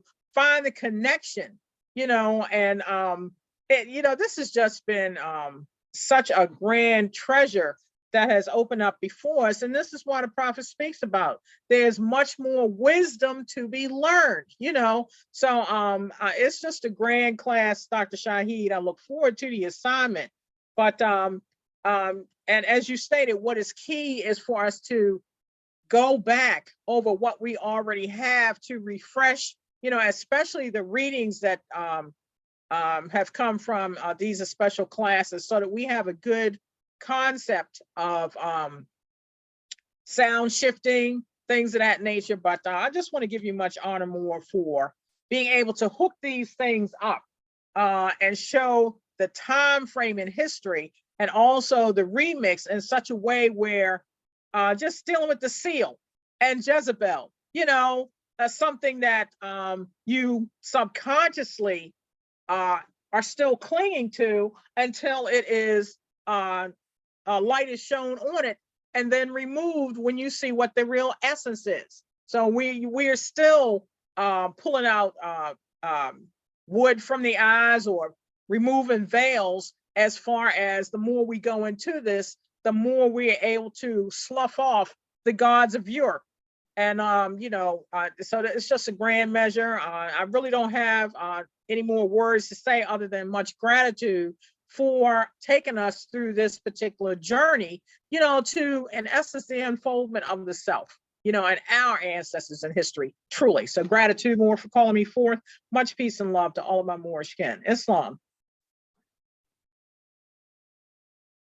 Gratitude, Grand National Secretary of the State. You know, powerful measure. And yeah, that clarity is most definitely, we trying to bring it to the people. And like, they have to know the difference between these things, because what we are seeing is a demonization of our culture, and that's a part of the remix. Just as the Eurocentric expression was to demonize, you know, everything it is that was of us, you know, tell you that Canaan was cursed. You know, all of these are measures when they come up, even with the Hermetic hypotheses. They want you to believe everybody over there was European. The Egyptian was European, you know, and have nothing to do with the Hamites. You know, as one really say, Kemites, so to speak, the true Kemites. And all this was done under Napoleon, you know, when they went in there with a Western Freemason. Because that's when Masonry went in there, was took in there, and they started calling it Egyptian Masonry. But he took, you know, Napoleon was a war general. So when he went over there, he wasn't going to war physically at this time. He was waging war on the Egyptian culture to finish off what had already been done under the Ptolemies. You see, who had entered in during the what we call 333 dynasty. Hence 33rd degree. And it ain't strange because, you know, 330, you know, 330, so to speak, BC, you know, being more accurate expression, this 33rd dynasty is the 33rd degree fame acclaimed by the European Western Freemason. So basically, this is when the light was put out in Kemet. This is when the Ptolemaic hieroglyphs was created. This is when the Rosetta Stone, was mysteriously created. And this time, 330 BC, cut in the time of the last official native Egyptian ruler, which was 360 BC. You see what I'm saying? So he cut into that time in 330 BC, but 360 BC is the last presence of the native Egyptian. So that's a completion in the Kemetic knowledge, as it come through before they came in and began to remix. And that's something else. We went through a full 360, degree measure, and then they come in with 33, where everything becomes frozen. You see, ice freezes at 33 degrees. Water freezes at 33 degrees, par itself. So this is frozen knowledge. This is knowledge that is restricted, so to speak. Even if you cut, just dealing with general math, and you cut a piece of pie, a slice of pie, that's 33 degrees. That ain't the whole pie. You see what I'm saying? So, I mean, man, it's something else. We give honors to you, Grand National Secretary of State. Well, at this time, we see our National Grand Sheikh, Dr. Serapis Amin Rael, is on the manifest. Islam, Grand Man, what have you to say, Sheikh? Brother Serapis? Islam. Islam. Can you hear me, God, man? Yes, sir. We've been up in the ancient of time and listened to the travels and the distances that we went and came to be where we are now. I listened intentionally about the conspiracy to knock us out, to take us off, to eliminate us as a people, and the displacement of us by ones who are really aliens to our culture. And in some instances, we have our own kin being involved in it. But the majority of it was one from the outside world. And to take the knowledge that we had been blessed with, they want to acquire it without working. And they took it and had ones from my clan or from my people teach them the language, teach them the alphabet, if you will. And they took it and twisted it to the extent that we didn't know that they was working with our alphabet, and they just made it seem like it was an alphabet that they had acquired, but they didn't tell us what's his name, a brother that wrote that book. Brother Mustafa Gadala. Now, not Mustafa Gadala, Edward Bulge. Oh, Budge. Yeah, because he's a thief. Because he was operating in conjunction with those ones, some Jebusites and other ones that was coming up out of that Catholic Church. And they twisted it in order to keep Catholicism at the head. And Catholicism is one had issue with the Methodists, and the Methodists had issue with the Baptists. And the Baptists and the Methodists got together and fought the Catholics. But the Catholics was always in war with one that's coming up out of Egypt. And they knew that if they didn't get an entire monopoly on it, that one would lose it and the Moors would take over. This is why they put one up under severe penalties of death. You know, and they labeled the Moors in conjunction with being a Jew because of the kinship. You know, and the fact that we had that kinship relationship, one was assassinated and eliminated by that. They call that the Odad Creed, when the ones white ones out, and then the ones that didn't wipe out, they distorted what was being said to the extent that over, you said something like 300 some odd years, 360 degrees, they had knocked one off all the way off the square, hit us in the head, where we turned a pivot of 360 degrees, being absent from life. The only thing we did was know how to operate from a physical level to be a tool like a hammer or a chisel or a saw to the one who was using the enforcers of our demise. And so I'm reading in between the lines this historic value that you're giving us. And this is what I'm getting out of this.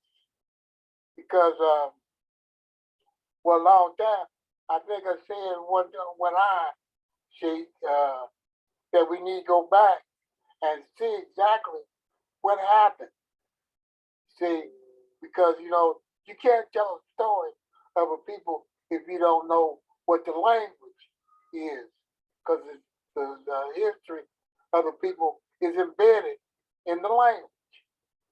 So this is why this is very important, and I'm so thankful and grateful that Allah has saw fit to give us the blessing to hear his lesson coming to us from our assistant grand chief and all the ones that he is teaching at this particular hour. Thank you, thank you, thank you. Islam.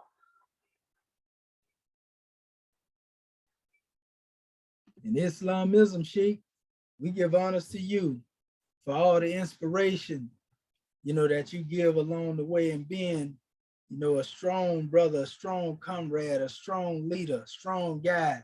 And I told you that's the rapids. It's America. I talk about that Godhead all the time, don't we? It's in the language. Goodness gracious. You see? Well, so praise be to Allah. Well, at this time, let us call forth the brother, if he's still present, brother Torre Anu Rasul Simpson Bey. Are you there, brother? Or did he ever come back after he fell off?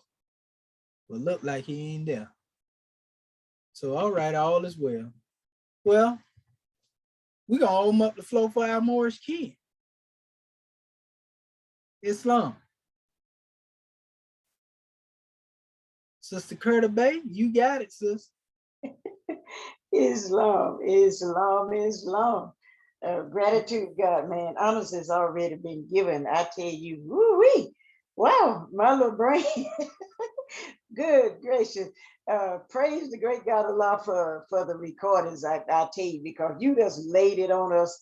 Man, I definitely have to have the recordings because it's so much, but I'm enjoying it because you just some of the things that you covered. I can't cover everything you talked about, but that was just, I mean, I'm just sitting there just enjoying my little self, especially when you talked about the Elohim and I know, see, that's why I know I'm supposed to be here, because a lot of what you talk about now is what we used to talk about in the church. And then when I was in the conscious movement and stuff, I can see how the great God Allah, how the Holy Prophet on my journey, that they took me that way because that was preparation for when I get to here now. And so when you was talking about the Elohim, and I can remember when we was doing our study and we was in the church and studying about the Elohim, but we couldn't figure out, because they were saying that was God. And then my pastor was saying, well, wait a minute, God got a God over him. But see, we didn't know that the Elohim was talking about the seven eyes or the seven spirits. See, now I got a clear understanding, now that I got the prophet's teaching of who the Elohim is and was, who the Elohim was and who they is. You know, that was us. That wasn't the great God Allah. And that was confusing to us, but nevertheless, you know, that was our journey. We was on our journey.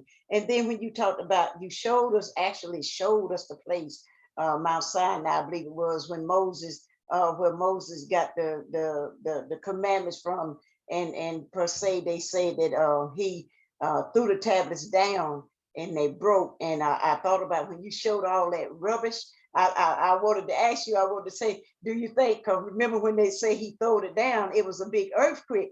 And I was thinking, I said, well, maybe that's some of the rubbish left over from that earthquake and stuff. That's what came to my mind. And that was so powerful. That was powerful too. And also, what else I jotted down a lot of things. Well, a couple more things. And then when you talked about, I talked about the Elohim in Genesis. Oh yeah, and then Jezebel, how they always demonize us in the Bible, because even like I say, when we were studying and doing on my journey, we always wonder, where were we at in the Bible? You know, where were we at? And then when you did see, when we did discover that it was people of Melon had you in them, we was always portrayed in a negative way, just like Jezebel. And even now, we'll say, "Oh, Jezebel," you know, you old Jezebel. You're not realizing you talking about yourself. Somebody then brainwash you, hoodwink, bamboozle, and run you amok. You don't know what you're saying. Talking about old Jezebel. No, she was no holler. When you do your research, you find out the truth. You find out. And what really impresses me, because like I say, when I was in the Piscine area, we were taught, Dr. Ray, they taught us, you know, we was the first one here. We gave civilization to the world. We gave the language to the world. We gave mathematics to the world. We was the one we gave God consciousness to the world. So that was already ingrained in me. But when you come with and showing me, taking me deeper, and I'm seeing the alphabet, how it all started. Yeah, I know we was the first one here, but this is how it started.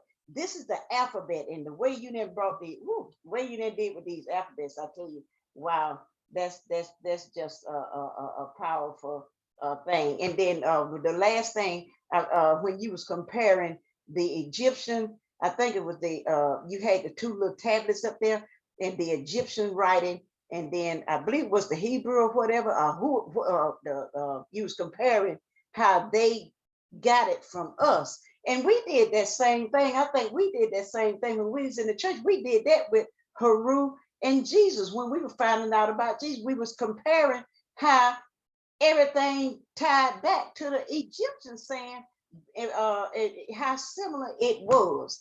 And like I say, this is I'm just having so much fun here. And that's what I know. And then when you did the Israel, God, I liked that too. That was neat. I liked that how they broke that down too. But this is just confirmation for me. I know where I'm supposed to be, because just looking back and then seeing what I'm getting now. Now I'm getting a clearer. You taking me deeper into it, and I'm just having fun. I love it. Gratitude to you. God, man, keep up the good work. Be patient with me because I'm still learning with that computer. But this is wonderful, and looking forward to getting the send out that you're gonna send us. Islam, gratitude for letting me share. Peace and love.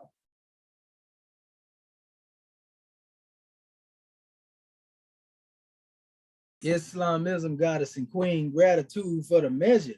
You know, so you pulled a lot more than you say you pulled. I like the way Sister Curtis Bay, I ain't picked up too much. And you like a sponge, you be getting that demonstration, and we give honors to you, goddess and queen. But yeah, and also the book that information came out of too, by the way.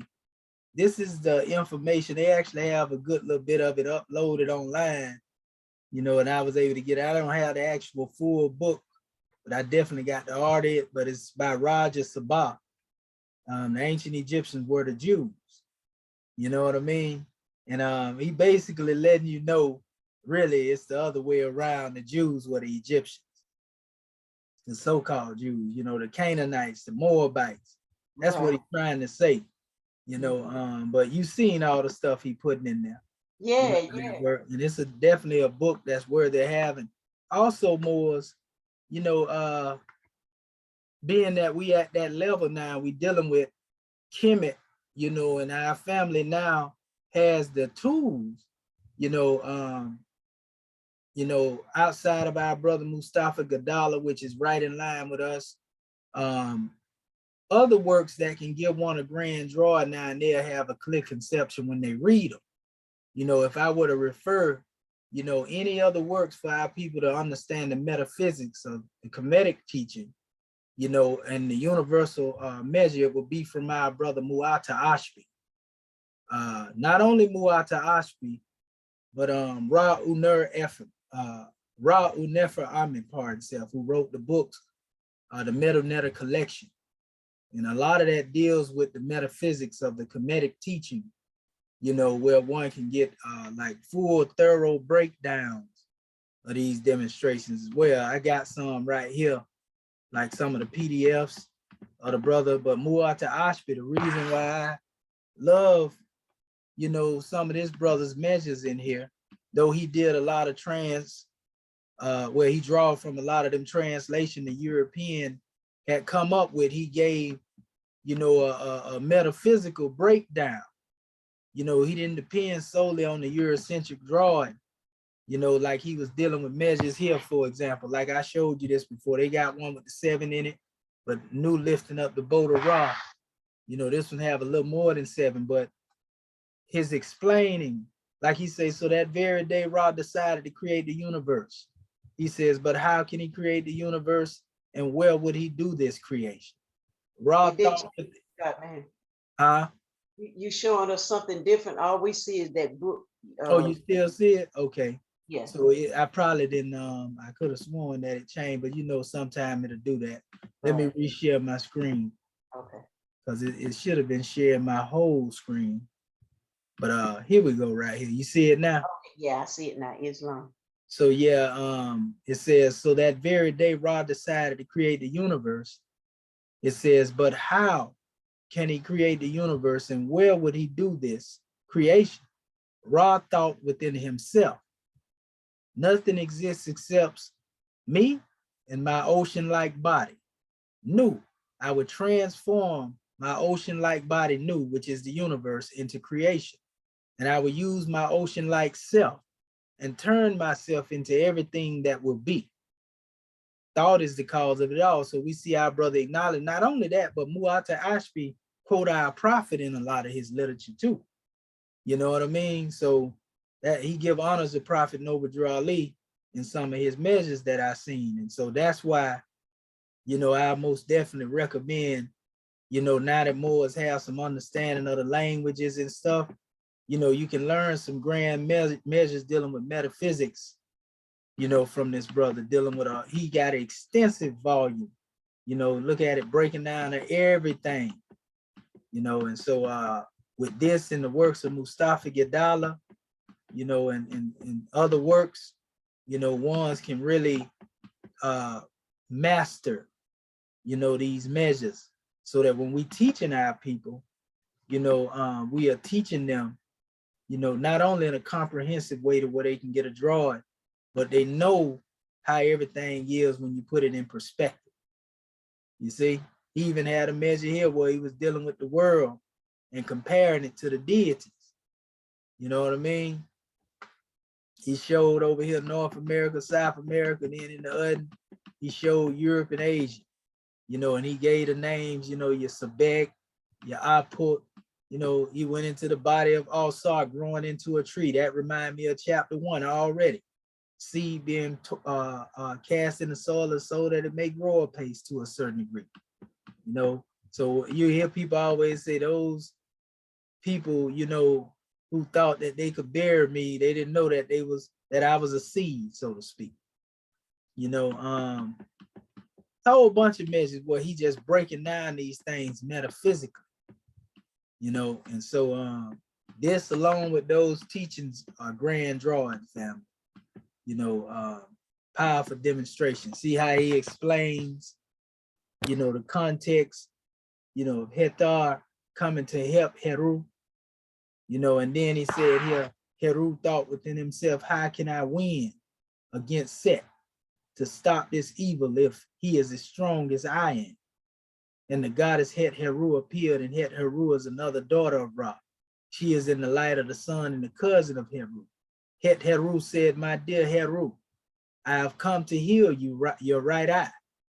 Let me touch it with my power, and you will see again. And it says, you must look within yourself and know that I am the strength of the sun, and I am in your heart. Then you will have the strength to face Set again. And for those who don't know, Set or Sutek, synonymous with the darkness, you know, is the one who is said to brought Osar to his demise, the father of Heru. And so Heru is wondering, how can I defeat? And this is actually going into, you know, a grand draw when it has to do with self-mastery and the knowledge of self. You know, so these are powerful demonstrations here. You know what I mean? On the way that he expound. And this is just one of the texts. You know, that's that you and I tie degree right there, the sheep talk about. Now you see Set and Heru tied the demonstration up. You know? So it says now, and this is how we talk about being masters of the lower self.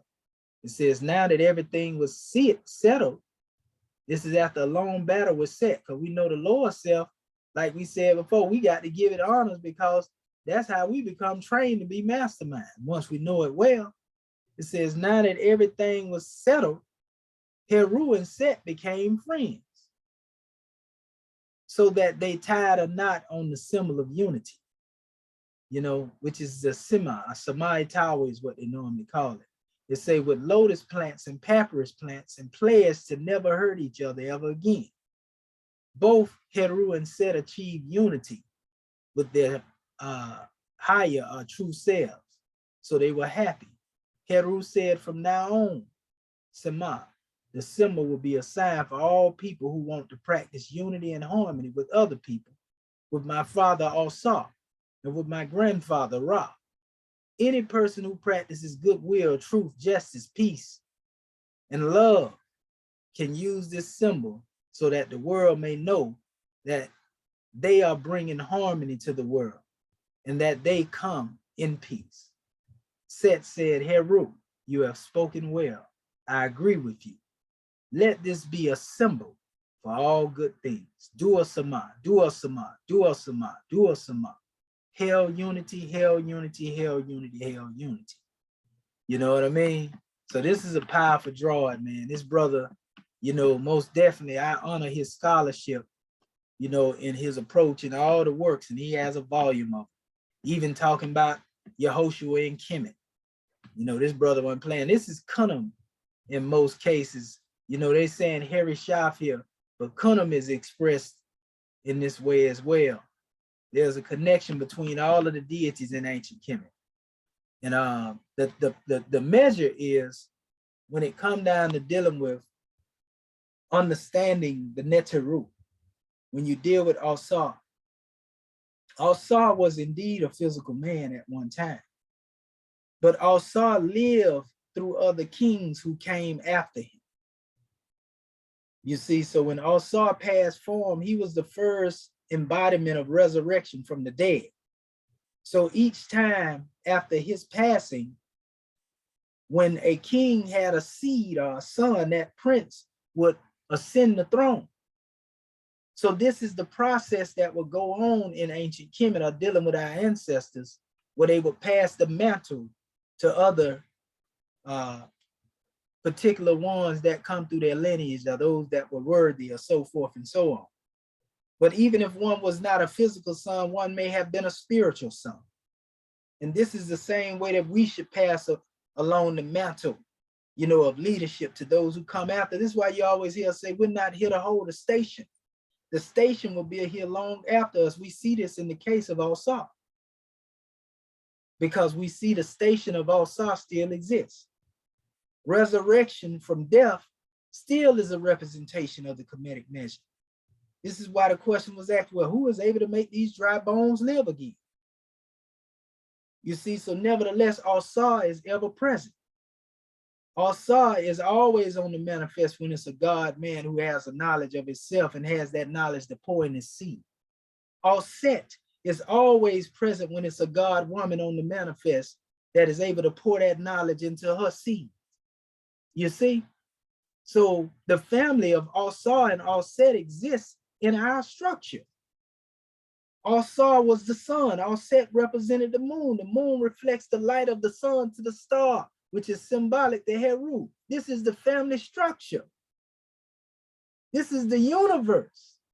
So when there is one or the other that is not there, or a seed doesn't have, they don't have that light to be shown upon them.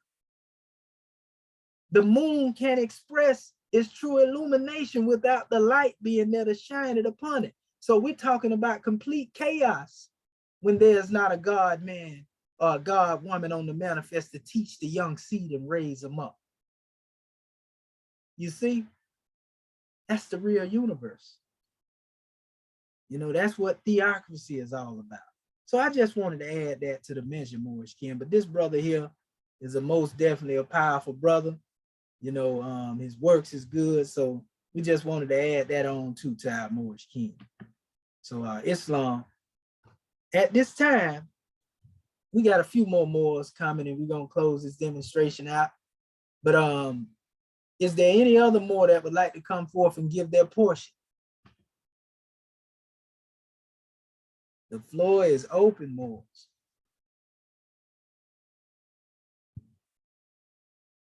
Islam. Islam, Dr. Tara Anpu, Bati Bey, what's going on, grand man? Nothing. Bati Bey.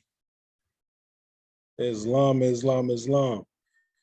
Praises and honors previously given. And the thing that I like about this class, man, it stops the disunity. You don't have a choice but to grasp the concept of unity from the language to showing that, you know, even out from, you know what I'm saying, I was gonna say out from the Sunday school comes the God of the nation, and this is also a Sunday school too. But when we're looking at the information, one nation, one sound, like you know, the Grand Sheik said, one band, one sound. Where it doesn't matter where we're at in the world, we always been the same people. It's the mind that created the demarcation lines to call yourself a Canaanite or a Moabite or Amorite. And you know what I'm saying, just for I don't know, territorial purposes or whatever. But when I was there's a book called The Hebrew Group, and it goes over and it starts naming the Amorites, the Hittites, the Amorites, and it says by the time that the Moabites mastered dry land farming, the Hebrews were just beginning their history. So that shows that it was a cultural thing, that they wanted separation. You know what I'm saying? So that created that disunity right there, where you wanted separation. And they say the Moabite stone was actually a language that was intelligible to the Hebrews. So it wasn't no difference in the languaging that they were using. It's just a different they created different dialects, different pronunciations, and therefore caused the further demarcation with languages and stuff like that. And now having us thinking that these are all separate people, but they were all one, you know, and that's what the beauty of it is, that it's bringing it all back into that one, you know what I'm saying? And with that, I leave as a common piece. Islam. Gratitude. Yes, sir. Islamism, you know, you're on point. And that's what happened. People separate, demarcate, divide, and, you know, segregate themselves based upon titles. And we see that came all the way up into this new era in time, brother. You know, the same thing, our people going back and forth, arguing. And some of them don't even have the historical base of the knowledge. The Grand Quran, Allah says it's one thing to argue with knowledge, but, you know, why would you argue without knowledge? Have you no sense? That's what the Grand Quran say. You ain't got no sense, you know? Do you have any?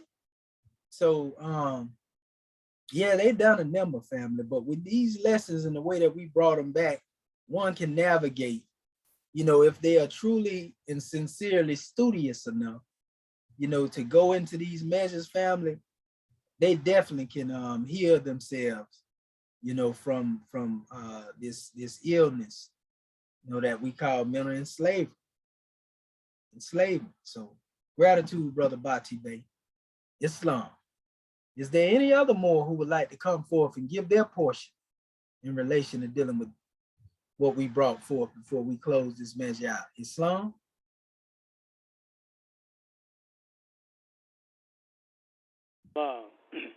Islam, brother Larry Bey. Sir, yes, sir. Islam. Larry Bay, South Carolina Council, arise, give praise to the great God of Allah, honor to the Prophet, Noble Ali, give honor to our theocratic Moorish American government, give honor to the official of our government, give special honor to the citizens, give honor to all council of Moorish America, special honor to the United States Grand Sheik for putting on grand demonstration.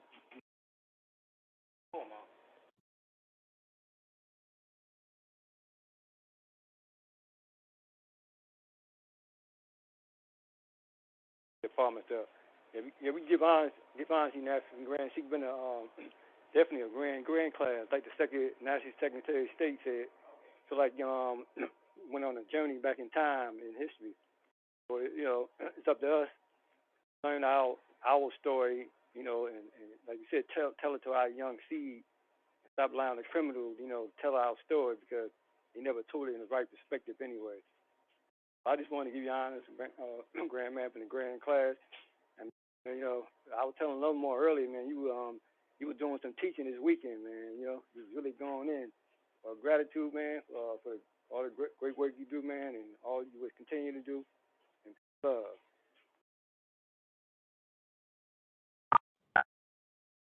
And peace and love, grand man.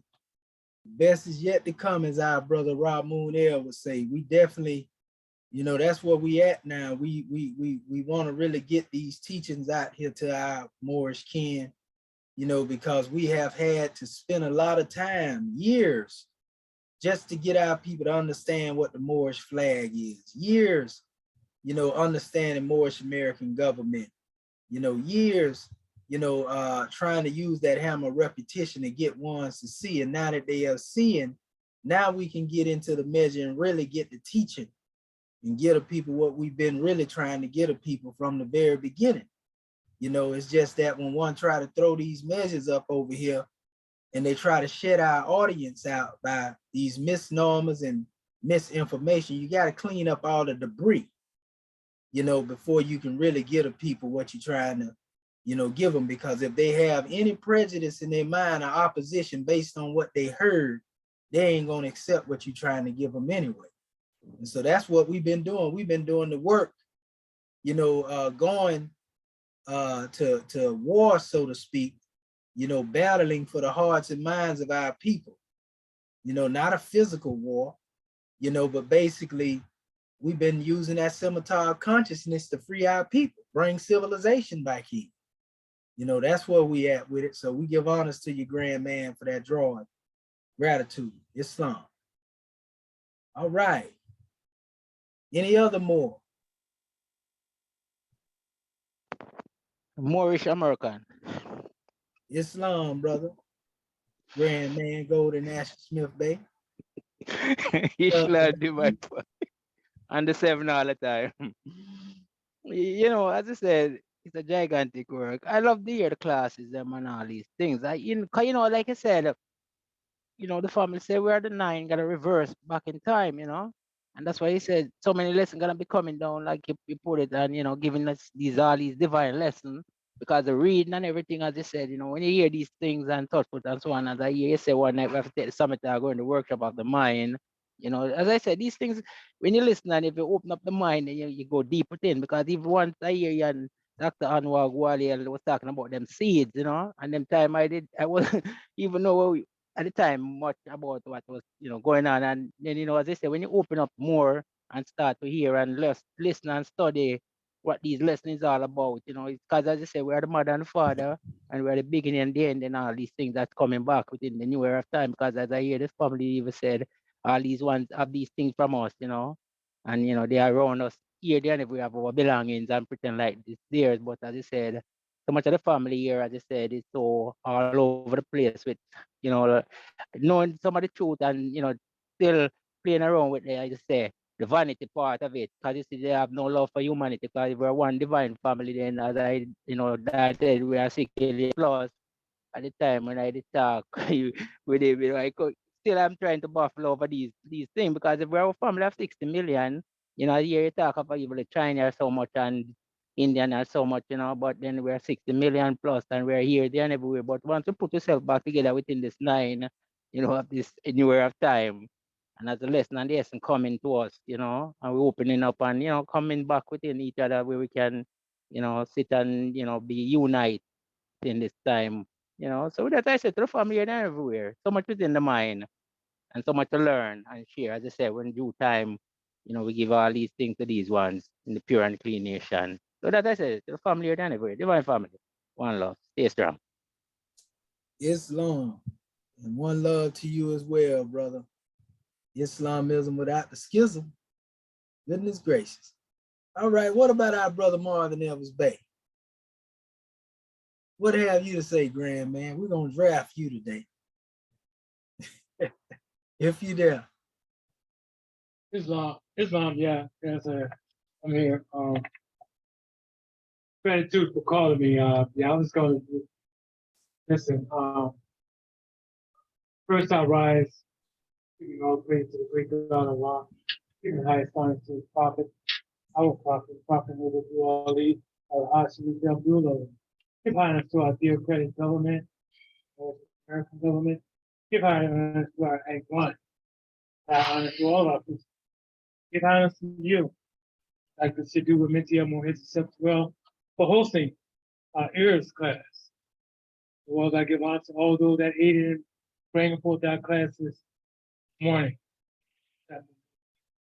We want us to, I guess, larger platform, in facilitating this class. Well, I give honors to everything that's Moorish, our flag, our seal, our emblem, our Constitution, our Holy Quran, our Book of Ali, our 101, 102, that human nomination. All of our divine revelation, I give honor. Give honor to the forerunner, Dr. Marcus Mose Gabriel. Well, I give honor to our ancestors who chose us stand upon. Yeah, this is a very powerful class. And I have to say I apologize. We started a little later, but I was actually on another video. And threw me off of starting out early. But I did get the reading, which I'm going to go through again, as well as I want to go through this class again. But I just want to give you so much honor for all that you've done, all that you continue to do, all that you will do, because you are reaching out to the family. You are going into the uniting of the family, and that's what it's all about. You know what I mean? As we get the knowledge, you know what I mean, it enables us to unite. Because like you said, why would one want to argue something they don't really have the knowledge as to what you're arguing about, just to be arguing, just to be arguing. But this is the job that we have to, educate us, educate ourselves as those others, like you talked about. And I'm bringing all of this together because it's one continuous class where I see it, you know what I mean? But this year's class is going to be the spearhead in it because we're going into the alphabet, we're going into the language, you know what I mean? Which we are putting forth the connectivity, you know what I mean, of all the language, how it actually came from, our ancestors. We're not saying that just to put ourselves in opposition, but that's just the way it is. We give the honor to all those that putting in the work, you know what I mean, for uniting our people, for bringing to educating our people, to bringing us together. That's the order of the day. And I say, but yeah, there's a lot of research, on behalf of myself that I know I need to do. You know what I mean? Further fortify myself, as I go into reaching the people, let's say, in how we get part of the query today. And I just say I'm just grateful for being here. I just look forward to the unfoldment. I mean, of the Morris American government. Gratitude again for allowing me to speak. Gratitude for the measure, Grand Man. We want to give honors to you for all that you do and all that you will do. Consul General. All right, Islam, Moorish America. It's been a grand draw and another grand journey, and we definitely love you, Moorish Ken, and we look forward to sending you out the assignment that we have for this particular session, and we will be constantly elevating, Moorish Ken. We out there, ain't no stopping us now. We on the move. So let us call forth our sister Kurtabe so that she come forth and give us a grand ascension, so to speak, into the third realm. And we already there. Islam. Islam, we sure are. Islam. January 15, 1929, a warning from the prophet to be read at every meeting. I hereby inform all citizens that they must end all radical agitated speeches while at work, in their homes, or on the streets. We are for peace and not destruction. Stop flashing your cards at Europeans. It causes confusion. Remember, your card is for your salvation. Failure to obey these orders will be of severe consequence. We are for love, truth, peace, freedom, and justice. And when these principles are violated, justice must then take its course. Any citizen or group of citizens who hold malicious feelings toward the government or the prophet or violate the divine covenant of the Moorish movement will receive their reward from Allah for their unjust deeds. All true Moors will and must obey the law as laid down to them by their prophet. If they lose confidence in their prophet, they should turn in their card and button, cease wearing their turban and fez, and return to the state where I, the prophet, found you. This is a holy and divine movement founded by the prophet Noble Jew Ali. And if the prophet is not right, the government is not right. The prophet, therefore, is sending out the divine plea to all Moorish Americans that they do their part in protecting their prophet and the government. This is an everlasting movement founded by the prophet through the will of Allah to redeem his people from their sinful ways by the order of Prophet Noble Jew Ali. A holy covenant of the Asiatic nation. Ye are the children of one father, provided for by his care, and the breast of one mother have given you suck. Let the bonds of affection, therefore, unite thee with thy brothers, that peace and happiness may dwell in thy father's house. And when ye separate in the world, remember the relation that bindeth you to love and unity, and prefer not a stranger before thy own blood. If thy brother is in adversity, assist him. If thy sister is in trouble, forsake her not. So shall the fortunes of thy father contribute to the support of his whole race, and his care be continued to you all in your love to each other. Islam, Islam, Islam. This meeting is officially adjourned according to Act 2. Go in peace, Moors. Islam, Islam, Islam. Grand class, grand class. Divine family. One love. Great class, Dr. Shaheed. Islam. Gratitude. Great class. Great Our class. attitude. Praise the Lord, Morris Ken. Love Yeah. y'all. Praise the Lord. Working overtime, working overtime for the movement. Ready to allow for the Ooh, we. Look at him. No, Right. no retirement. I know it.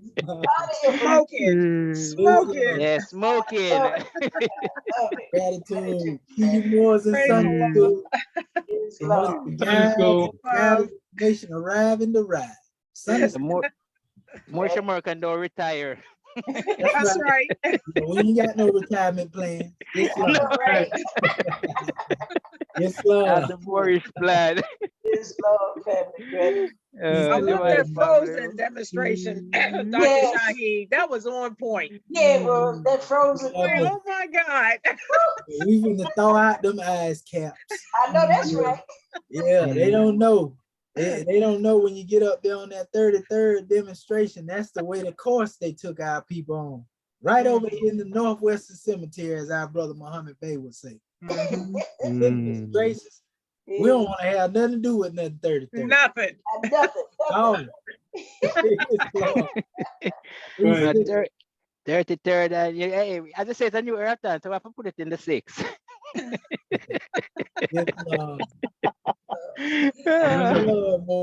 Peace and love. Peace and love, Hello. family. One love. And a talk one.